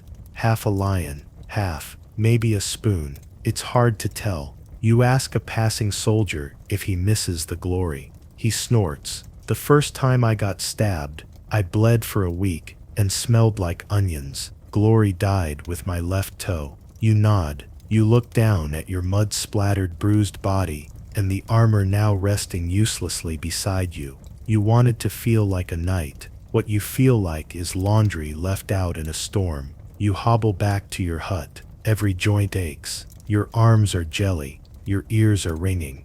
You lie down. Your back cracks in 5 places. And you decide tomorrow you'll just go back to shoveling manure. It's safer. You wake up with a fever. Not the sniffles. Not a sore throat. A full body. Sweat-drenched, skin-on-fire fever. The kind that makes you shiver in the sun and hear colors. Your breath feels shallow. Your mouth is dry. You try to stand and nearly collapse. You need help, urgently. You call out. A neighbor appears at your door with a look that says, I already know you're dying, but I'm here anyway. They don't ask what's wrong. They just nod and mutter, we'll fetch the healer. You're half hoping for someone in a white coat, maybe a gentle voice, maybe a sterile room. What you get is a woman with a basket full of lizard tails, dried mushrooms, and something that might be a frog foot. She smiles kindly. Her teeth are gone. Boiled fox lungs should do it, she says. And you realize this is medieval medicine, a deeply committed blend of superstition, trial and error, and things found under logs. She pulls a pouch from her belt and sprinkles herbs across your chest. You flinch. It smells like pepper, pine sap, and a hint of what might be sadness. She wraps a cloth around your head, hums a hymn, then tells you not to think impure thoughts, or the illness will settle in your gut. You nod, sweating. She offers a spoonful of some thick, green mixture. You ask what's in it. She doesn't answer. You swallow it anyway. Then come the leeches. She pulls them from a small clay jar and gently places them on your forearm. To balance your humors, she says. You watch as they latch on. You're too weak to object. One stares at you, emotionally. You've heard of the 4 humors theory. Blood, phlegm, yellow bile, black bile. It dominates medieval medicine. Every illness is blamed on an imbalance of these invisible fluids. If you're too hot, too much blood, too moody, probably black bile, too sarcastic, that's not in the book, but you suspect it's bile again. So the cure? Bleeding, vomiting, enemas, herbal stews, sometimes all 3. Historians still argue whether these treatments actually helped or just gave people something to do while the body healed. Some methods, like herbal infusions and honey poultices, have merit. Others, deeply horrifying. You ask if you should rest. The healer laughs. No, she says. You need movement. Helps the humors circulate. You try walking. Collapse immediately. She smiles. See? They're moving. Later, a priest visits to offer last rites. You panic. Am I dying? He shrugs. Everyone is. He sits beside you and asks if you've confessed your sins. You start listing them, but pass out halfway through, accidentally stealing someone's onion. You drift in and out of fever dreams. Your childhood dog, speaking Latin, a rooster with your mother's voice, a floating bowl of pottage, whispering dark secrets. At some point, someone wraps your body in cold cabbage leaves to draw out the heat. At another, they try burning rosemary under your bed to smoke the illness away. A child peeks in and throws a coin at your foot. For Karen, he says. You yell after him that you're not dead yet. You consider asking for real medicine, but you remember, real medicine doesn't exist yet. There are no antibiotics, no clean needles, no antiseptics, just prayers, potions, and a strong belief in the mystical properties of crushed beetles. You finally sleep. When you wake up the next morning, you're not worse, maybe even slightly better. The fever broke. Your body still aches, but you're not hallucinating anymore. You sit up. The healer returns and nods. Impressed. Told you the fox lungs would work. You ask what would have happened if they hadn't. Oh, she says, then we would have shaved your eyebrows and buried you halfway until the demons got bored. You nod, grateful, horrified. As you hobble outside, you see another villager being treated for a sprained ankle with a charm tied to his elbow and repeated chants of Saint Wulfstan. Protect the knee. You realize no one here expects a cure. They expect rituals, comfort, maybe some divine mercy, but mostly they expect to survive by sheer stubbornness. And you survived. Barely. You scratch at the leech mark on your arm and vow never to question ibuprofen again. It starts with a drum, a low, pulsing beat that rises from the edge of the village, just as the sun begins to melt into the horizon. You think maybe it's a celebration, a wedding, a harvest dance. You follow the sound. There's a crowd forming.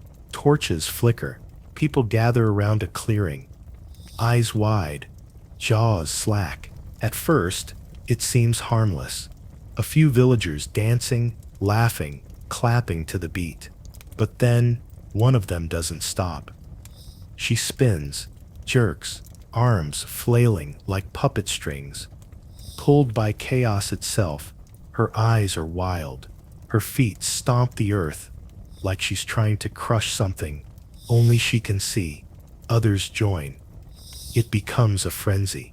You hear someone whisper, "It's happening again. Welcome to the dancing plague." Yes, it was real.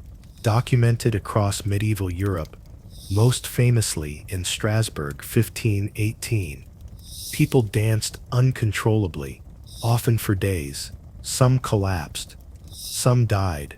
Some claimed they couldn't stop even when their bones shattered and their muscles locked, and no one knows why.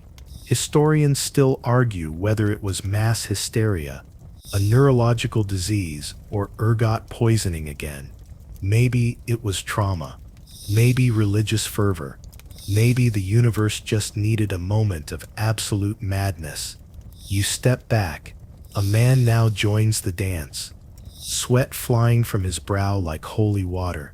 He moves as if compelled, like the drumbeat is stitched into his soul.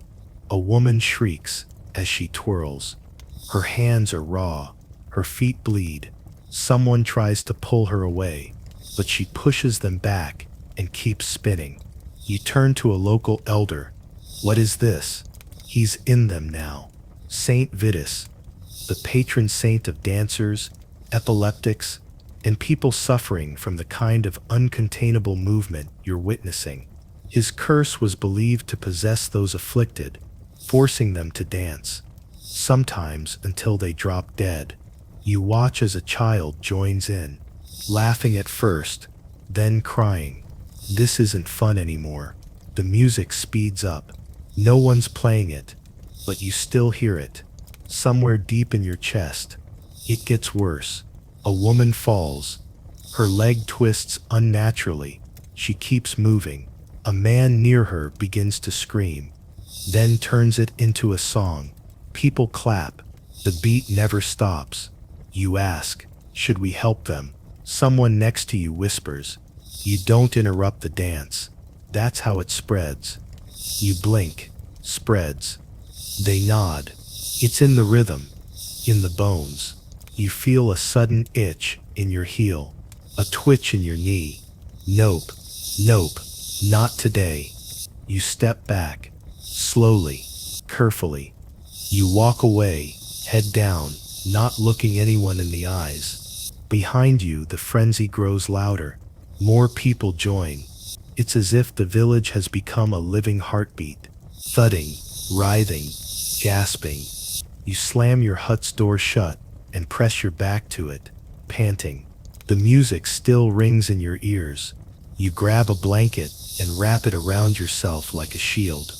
Hours pass, or minutes. You can't tell. Eventually, the sounds fade. By morning, the clearing is silent. Flattened grass, bloodstains, 2 shoes left behind like offerings. You ask how many danced last night. 8, someone says. 2 didn't wake up. You nod. You don't ask why it happens. No one knows. Or they do, and they're afraid to say it out loud. Some blame stress. Others say the devil stirs when the air gets too still. A few insist it's divine punishment for ignoring Lent. One man says, the rhythm is older than words. It finds the weak and pulls them into the beat. You never sleep soundly again. Not fully. Every time you hear distant drumming, whether it's real or imagined, you flinch. You dream of spinning feet, cracked bones, smiling mouths that won't stop laughing, even as they scream.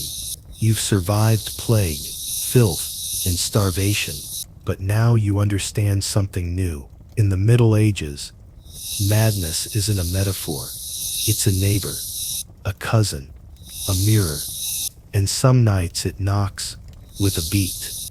You're hungry again. You sneak a chunk of bread from a storage shelf, hard as stone, definitely questionable.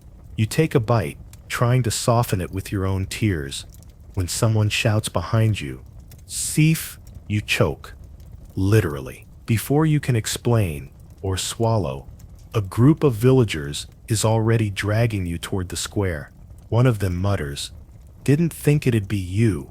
You seemed normal." That's kind of flattering. You're about to get a first-hand taste of medieval justice. Spoiler, it has very little to do with fairness and a lot to do with public humiliation, pain, and making sure everyone else learns a lesson. Your trial is basically a man with a stick asking, "Did you take it?" and you still chewing, nodding. Sentencing is immediate. You're locked in a wooden cage shaped like a birdhouse for humans, then hoisted a few feet off the ground and left to dangle. Children immediately start throwing turnips. One hits you square in the jaw. You were not prepared for the velocity of medieval produce. An older woman yells, "Serves you right, bread thief." You try to explain it was your bread. She throws a cabbage core at your chest. This is the pillory, or something close to it. Stocks and cages vary from village to village, but the message is the same. Behold the fool. Let him be itchy, bruised, and judged. Your legs go numb. You drool. A dog pees on the post below you. The kids start chanting a song with the chorus. He steals, he squeals, he eats our meals. You begin to consider if starvation might have been the more dignified route. Medieval punishments are all about shame. For petty theft, slander, gossiping, or even baking underweight bread, the punishment isn't usually death. It's performance. You're made into a walking cautionary tale. But make no mistake, some crimes go darker, faster. You hear stories. A man who forged coins had his hand boiled. A woman accused of adultery was shaved and paraded through the village with ashes on her head. Another was tossed into the river to test her innocence. She drowned. Everyone shrugged. You remember the phrase, "The punishment must fit the crime." In the Middle Ages, that means if you steal an egg, someone might brand your face. Historians still argue whether people found these punishments just or just unavoidable. Most villagers didn't question them. Justice wasn't about fairness, it was about order. A broken system, but one that made people feel like something was happening, even if it was wildly terrifying and occasionally involved tar. You swing gently in your cage. A man walks by and offers you a turnip slice. You take it. Progress. Eventually someone lets you down. They don't unlock the door. They just tip the whole thing over. You roll out like a creaky sack of bruises. You've learned your lesson. Someone asks. You nod so hard your spine clicks. But just when you think you're in the clear, the local constable arrives. He's wearing a hat that looks like it's made of boiled leather and disappointment. He pulls out a document, handwritten, blotchy, official-looking. Apparently, the lord of the manor has decreed a new punishment for repeat offenders. Public reenactment of their crime for educational purposes. You're handed a wooden prop bread and told to mime stealing it for 3 hours. while people point and clap and yell things like, "Not again, bread boy." This apparently is how justice deters future thefts. You try to embrace the role. You mime big. You chew dramatically. Someone tosses a coin into your bucket. A child asks for an autograph. You've become the village clown, a walking lesson in not touching what isn't yours. And worst of all, you're still hungry. That night, you limp back to your hut, humiliated, crusty, and deeply familiar with the inside of your own shame. You dream of a place where justice involves courtrooms, lawyers, maybe a polite letter. Here, it's you, a prop loaf, and 3 new bruises from flying radishes. You wake up to a growl. Not from your stomach this time. Outside your door, in the cold pre-dawn mist, something snarls, low, wet, guttural. You freeze. Every instinct in your body tells you not to move, not even blink. Then comes the howl, a long, mournful cry that pierces through the trees and echoes across the sleeping village like a ghost shrieking into a well. Dogs bark in response. A child cries. A rooster makes a sound that's definitely not its usual morning routine. The wolves are back. You scramble to your feet, remembering the rumors you heard just days ago.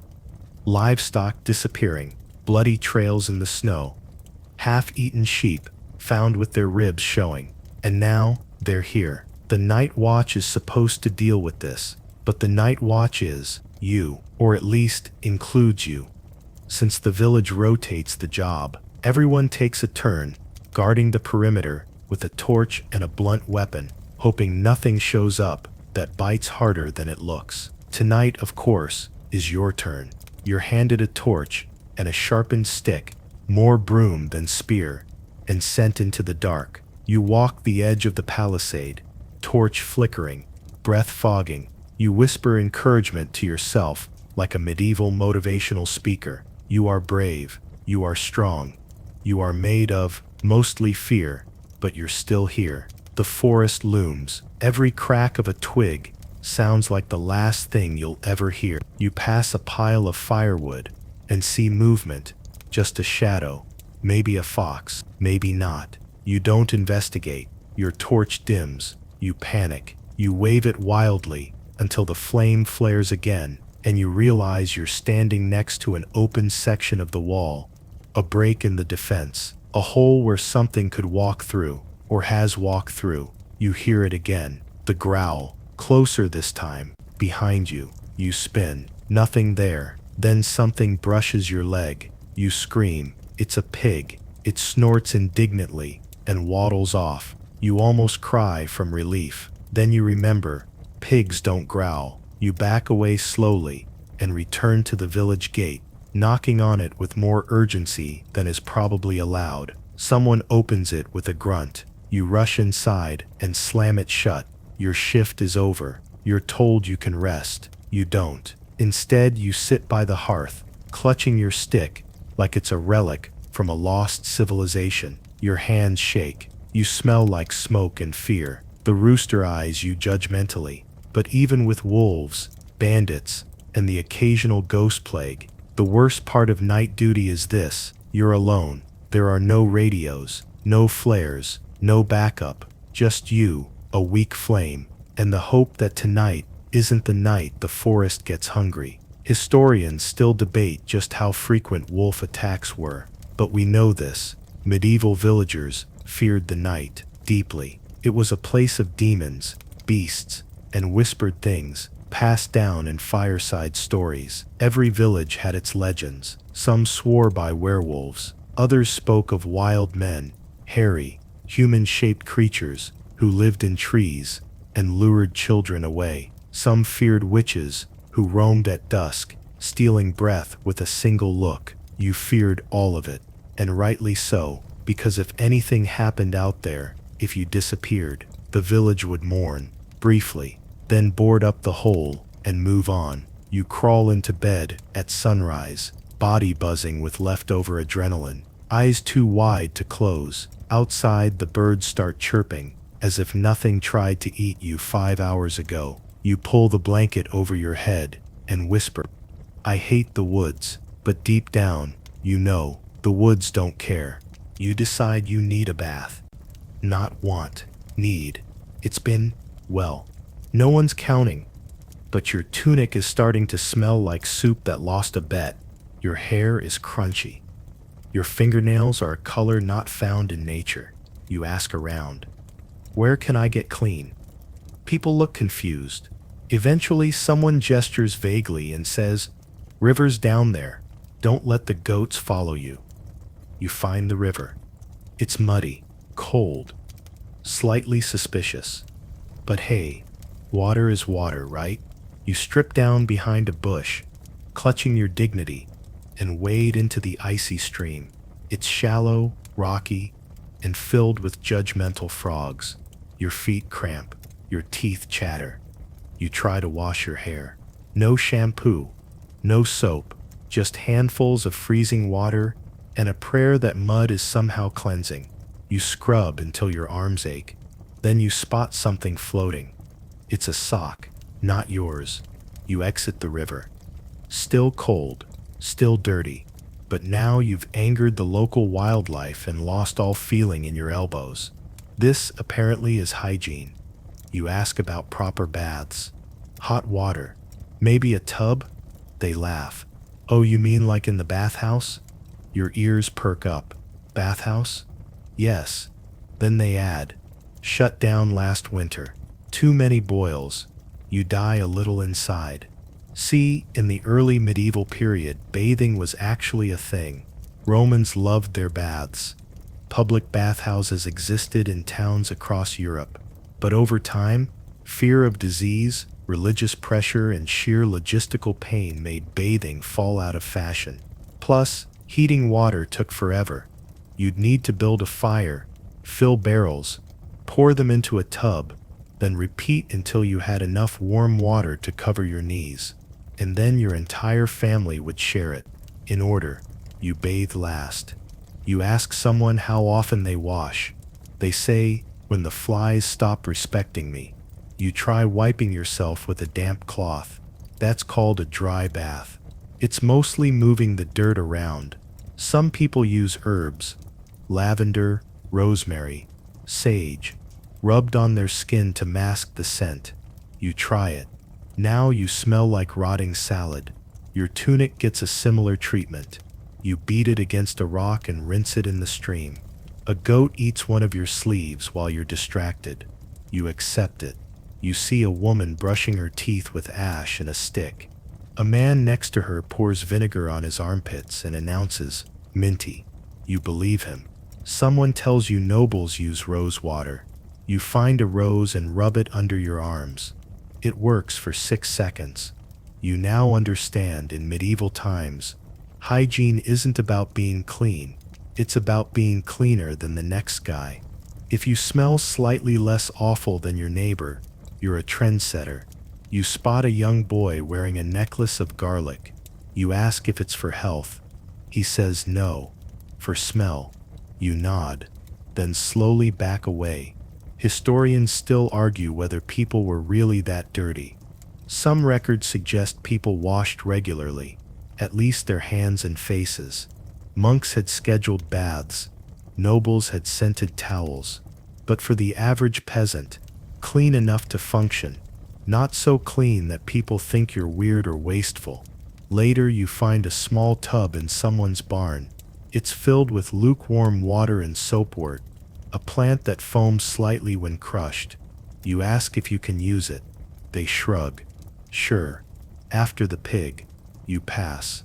That night you return to your hut, slightly cleaner, definitely colder, and now aware that fresh is a deeply relative concept. You lie down. Your feet still smell like river regret, but at least the frogs didn't follow you home. You're starving. But this time, it's not a hallucination. It's feast day, the one bright, shimmering speck of joy on your otherwise dirt-colored calendar. You've heard whispers all week. The Lord is throwing a celebration. There'll be music, drink, maybe even meat. Real meat, not dried mouse jerky or mystery stew, made from things that once hissed at you in a barn. You show up early. Too early. You're ushered away by a man wielding a ladle like a sword. We don't serve till the bell rings. You wait. You hover. You sniff the air like a desperate cartoon character. It smells like roasted onions, baked bread, and could it be goose? You almost cry. The bell rings. The crowd surges. You're nearly trampled by a woman with biceps made of labor and vengeance. You stumble into the courtyard, elbow your way into the food line, and grab a plate. Then you see what's on it. Boiled eel, turnip jelly, pickled eggs, a single raisin. You whisper, "Is this a prank?" No one answers.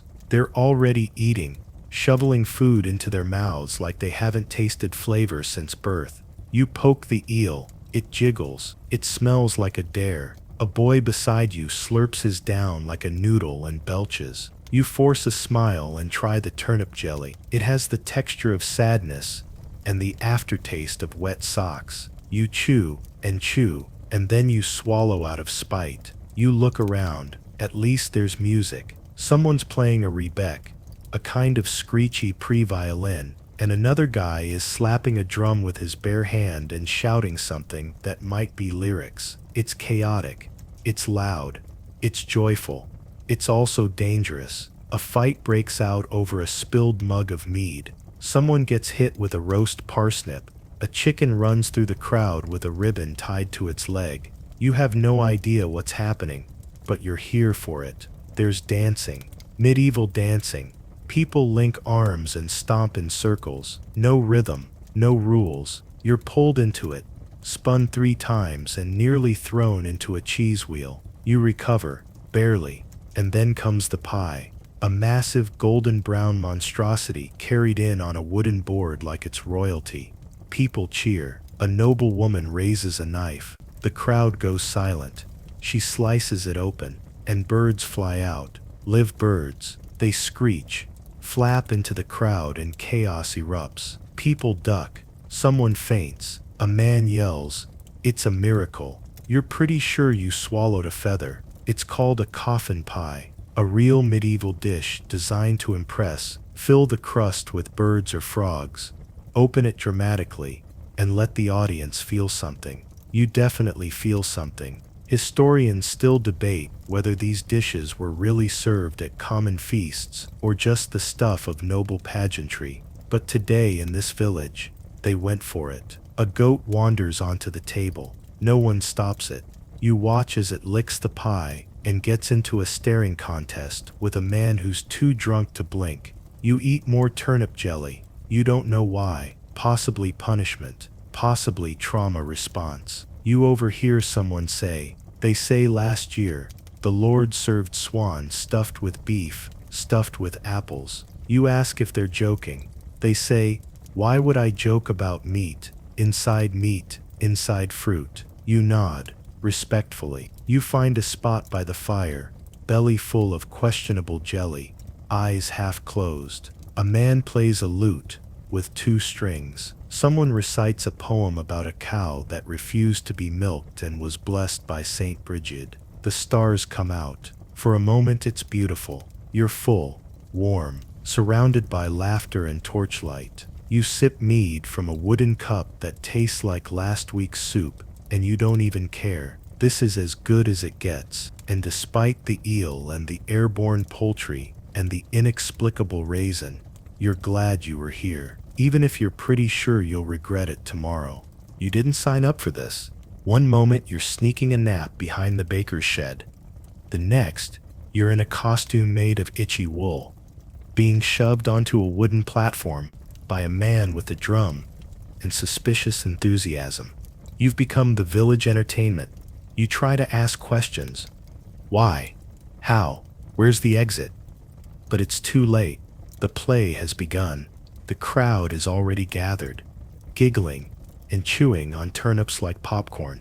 Your co-stars, a sheep wearing a crown, a child dressed as a demon, and a man named Wolfgar, who has clearly been waiting his entire life for this moment. You're handed a scroll. It's not a script. It's blank. You ask what your lines are. Wolfgar whispers, "Just pretend to sin, and then be smote." Ah, you're the villain. The play starts with a booming narration, something about virtue, temptation, and how people who steal apples or touch their elbows weirdly are doomed. Then you enter. The crowd boos. You've done nothing yet. You're told to tempt the faithful. You wave your arms. You hiss. You try to look evil. A toddler throws a radish at your head. Wolfgar enters, playing Saint Morwen of the broomstick. He smacks you lightly with a staff and shouts, "Repent." You're expected to fall down. You do. The audience cheers. It's not Shakespeare. It's not even high school improv, but it's medieval theater, and you're the headline act. Plays like this, morality plays, were popular in the Middle Ages. They weren't just for fun, they were educational theater, warning villagers against sin, teaching biblical stories, or just giving people something to laugh about that didn't involve fermented cabbage or badger fights. Sometimes, these performances were elaborate, with costumes, props, even live animals. Other times, they were you, in a potato sack, pretending to be greed. The priest claps politely. You think he winked. You're not sure if that's a good sign. You're dragged back on stage for the finale.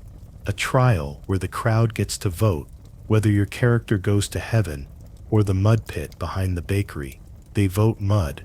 You are ceremonially cast out, handed a symbolic leek, and shoved off stage into a pile of straw. Your career is over before it began. You hobble away, covered in straw and humility, and hear someone shout, "He was better than last year's devil." Progress. Later that evening, the entertainers gather around a fire. Wolfgar hands you a wooden cup.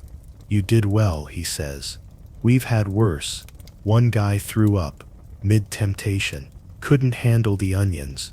You nod. You sip. It's lukewarm mead, but it tastes like victory. The rest of the cast is a mix of shepherds, farmers, and one man who claims to have once performed in front of a bishop and got a potato for it. Big time. You realize something. This is joy. Rough, scrappy, slightly moldy joy, but joy nonetheless. You sit, listen to stories, laugh at the absurdity of it all. You even help write next week's play, The 7 Deadly Sins, go to market. You volunteer to play sloth. It feels appropriate. Historians still argue whether villagers loved these performances or simply tolerated them, but for many, it was the only theater they ever saw. It was a chance to be someone else, to laugh, to point at the man playing gluttony and say, "That's just Oswin from the tannery." You head home late, still smiling, still picking straw out of your hair. You lie on your hay pile and whisper your line from earlier. "Begone, ye holy spoon." It wasn't in the script, it wasn't even relevant, but they laughed. And for once, they weren't laughing at you, they were laughing with you. You just got paid. Not in coins, not in gold, not even in food. No, today you got paid in a bucket of oats, a half-cracked spoon, and the honor of serving your Lord, which sounds noble until you realize it mostly involves carrying things for someone who owns more capes than you've had warm meals.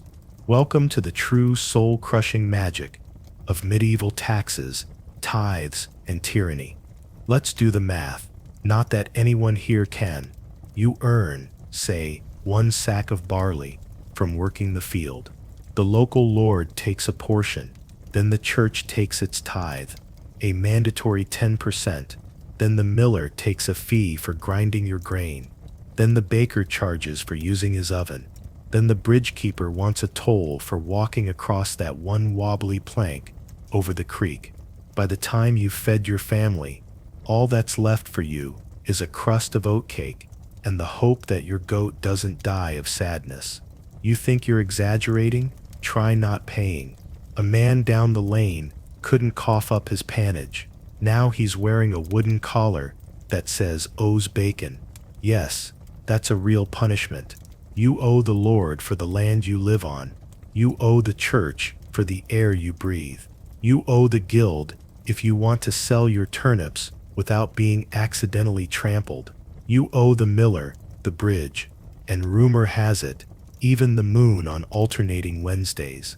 And if the king declares a war or builds a new cathedral, oh, you bet there's a special tax for that.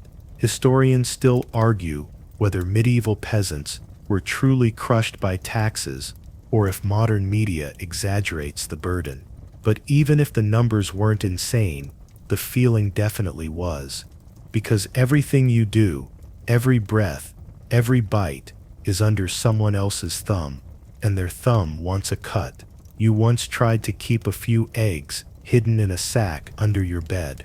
Somehow, the reeve found out. Now there's a goose-shaped stain on your mattress, and you're on egg watch until further notice. You hear about something called tonnage. It's a tax that's demanded whenever the Lord feels like it. No reason, no warning, just hi, I'd like half your grain, please. You dream of a system where taxes are predictable, where there's a chart, maybe a receipt, maybe someone explains things. But here, explanations come in the form of a man with a stick saying pay or pray. You ask how anyone survives this. Someone answers, by never stopping. You grow, you give, you don't ask. You pass by the church. The priest is building a new lectern, gilded, intricate, beautiful. You're told it was funded by generous contributions from the flock. You remember when you gave a copper coin and then went without onions for a week.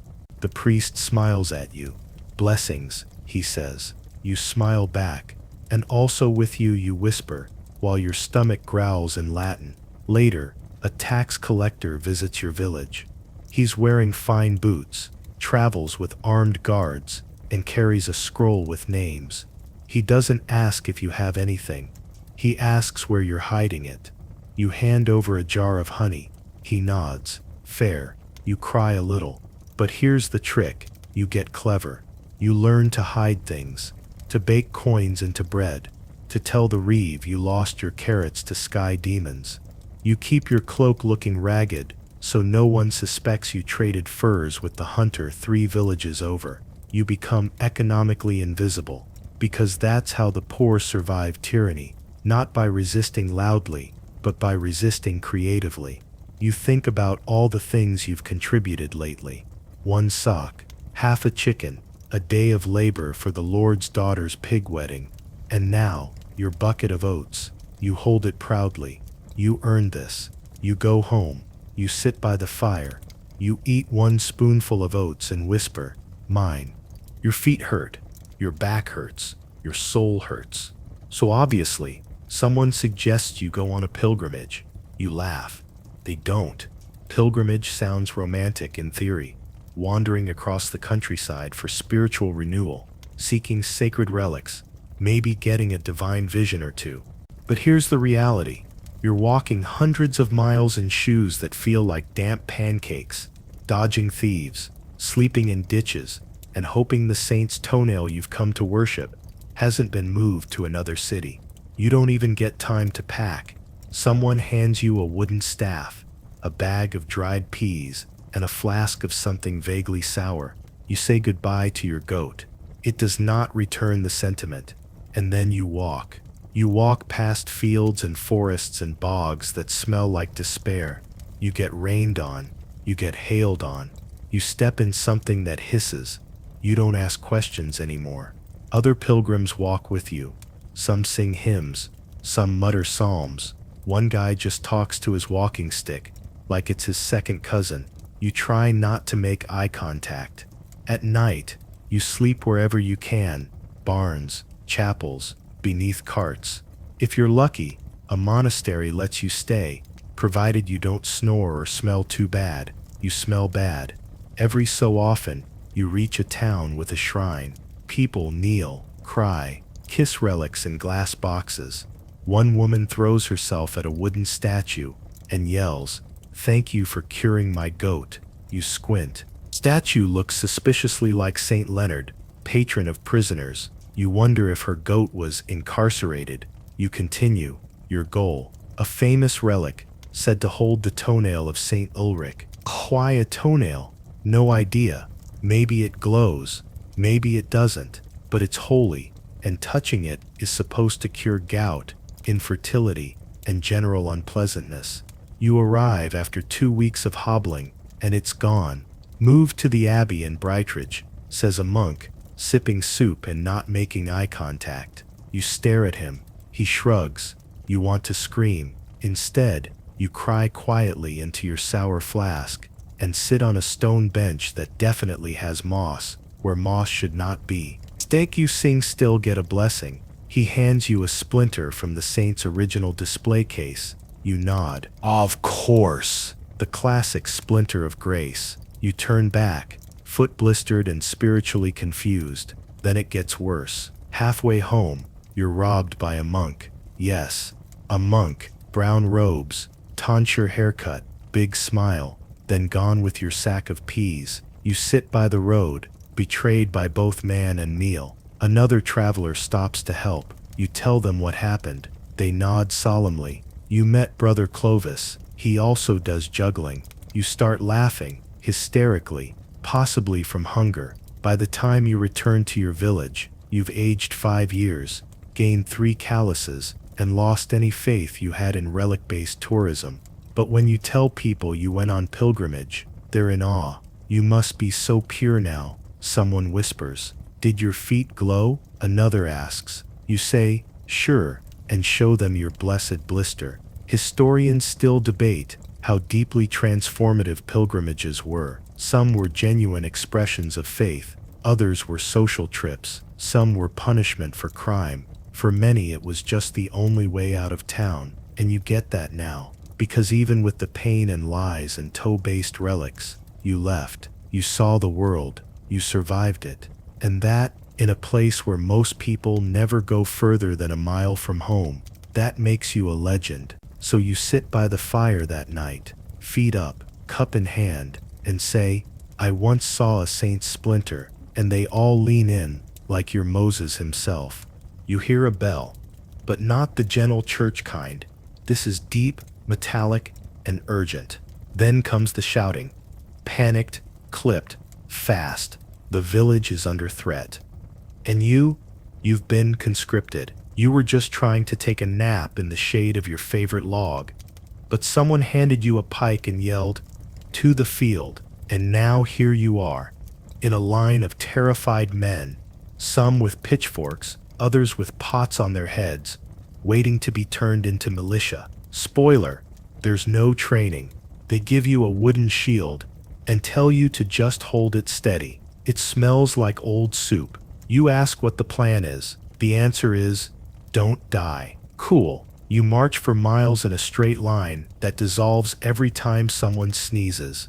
The man in front of you trips in a hole. Another one asks if he should have brought his goat. Someone else is crying, but pretending it's allergies. Eventually you arrive at the battlefield. It's a field, literally, just dirt, and trees, and a faint stench of manure and destiny. You spot the enemy across the way, also villagers, also confused. You make eye contact with one who shrugs at you like, yeah, same.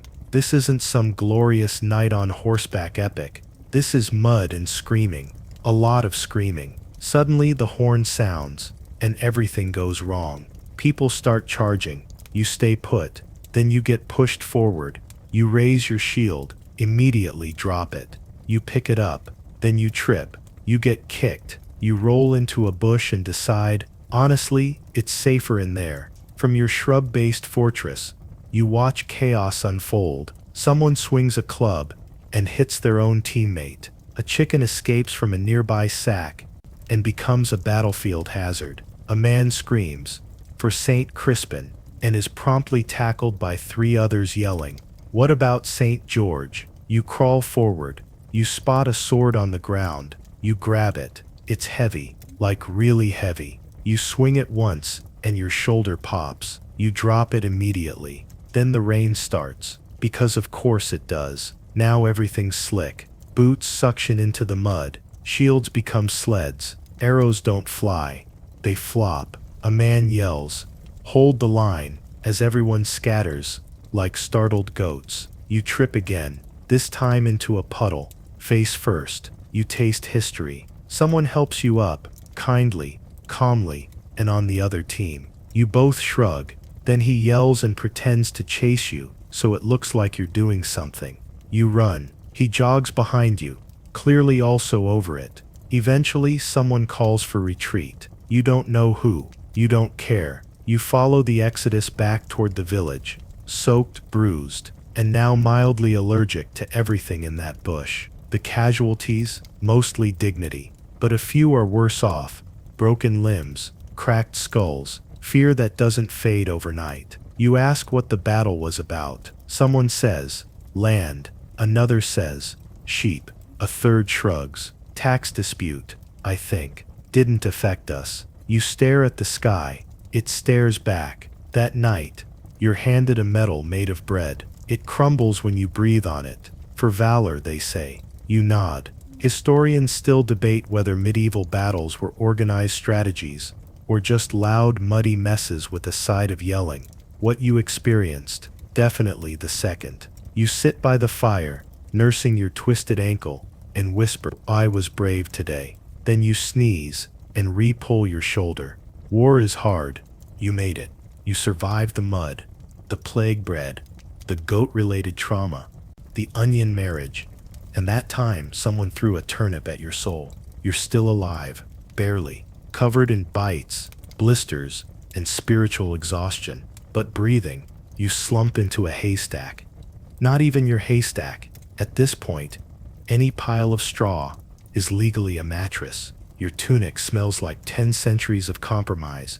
Your fingers are stained with mystery stew, and your last meal might have been someone else's, but you did it. The sun dips low behind the crooked church spire, throwing long golden beams across the village. For a second, just one, the world looks soft.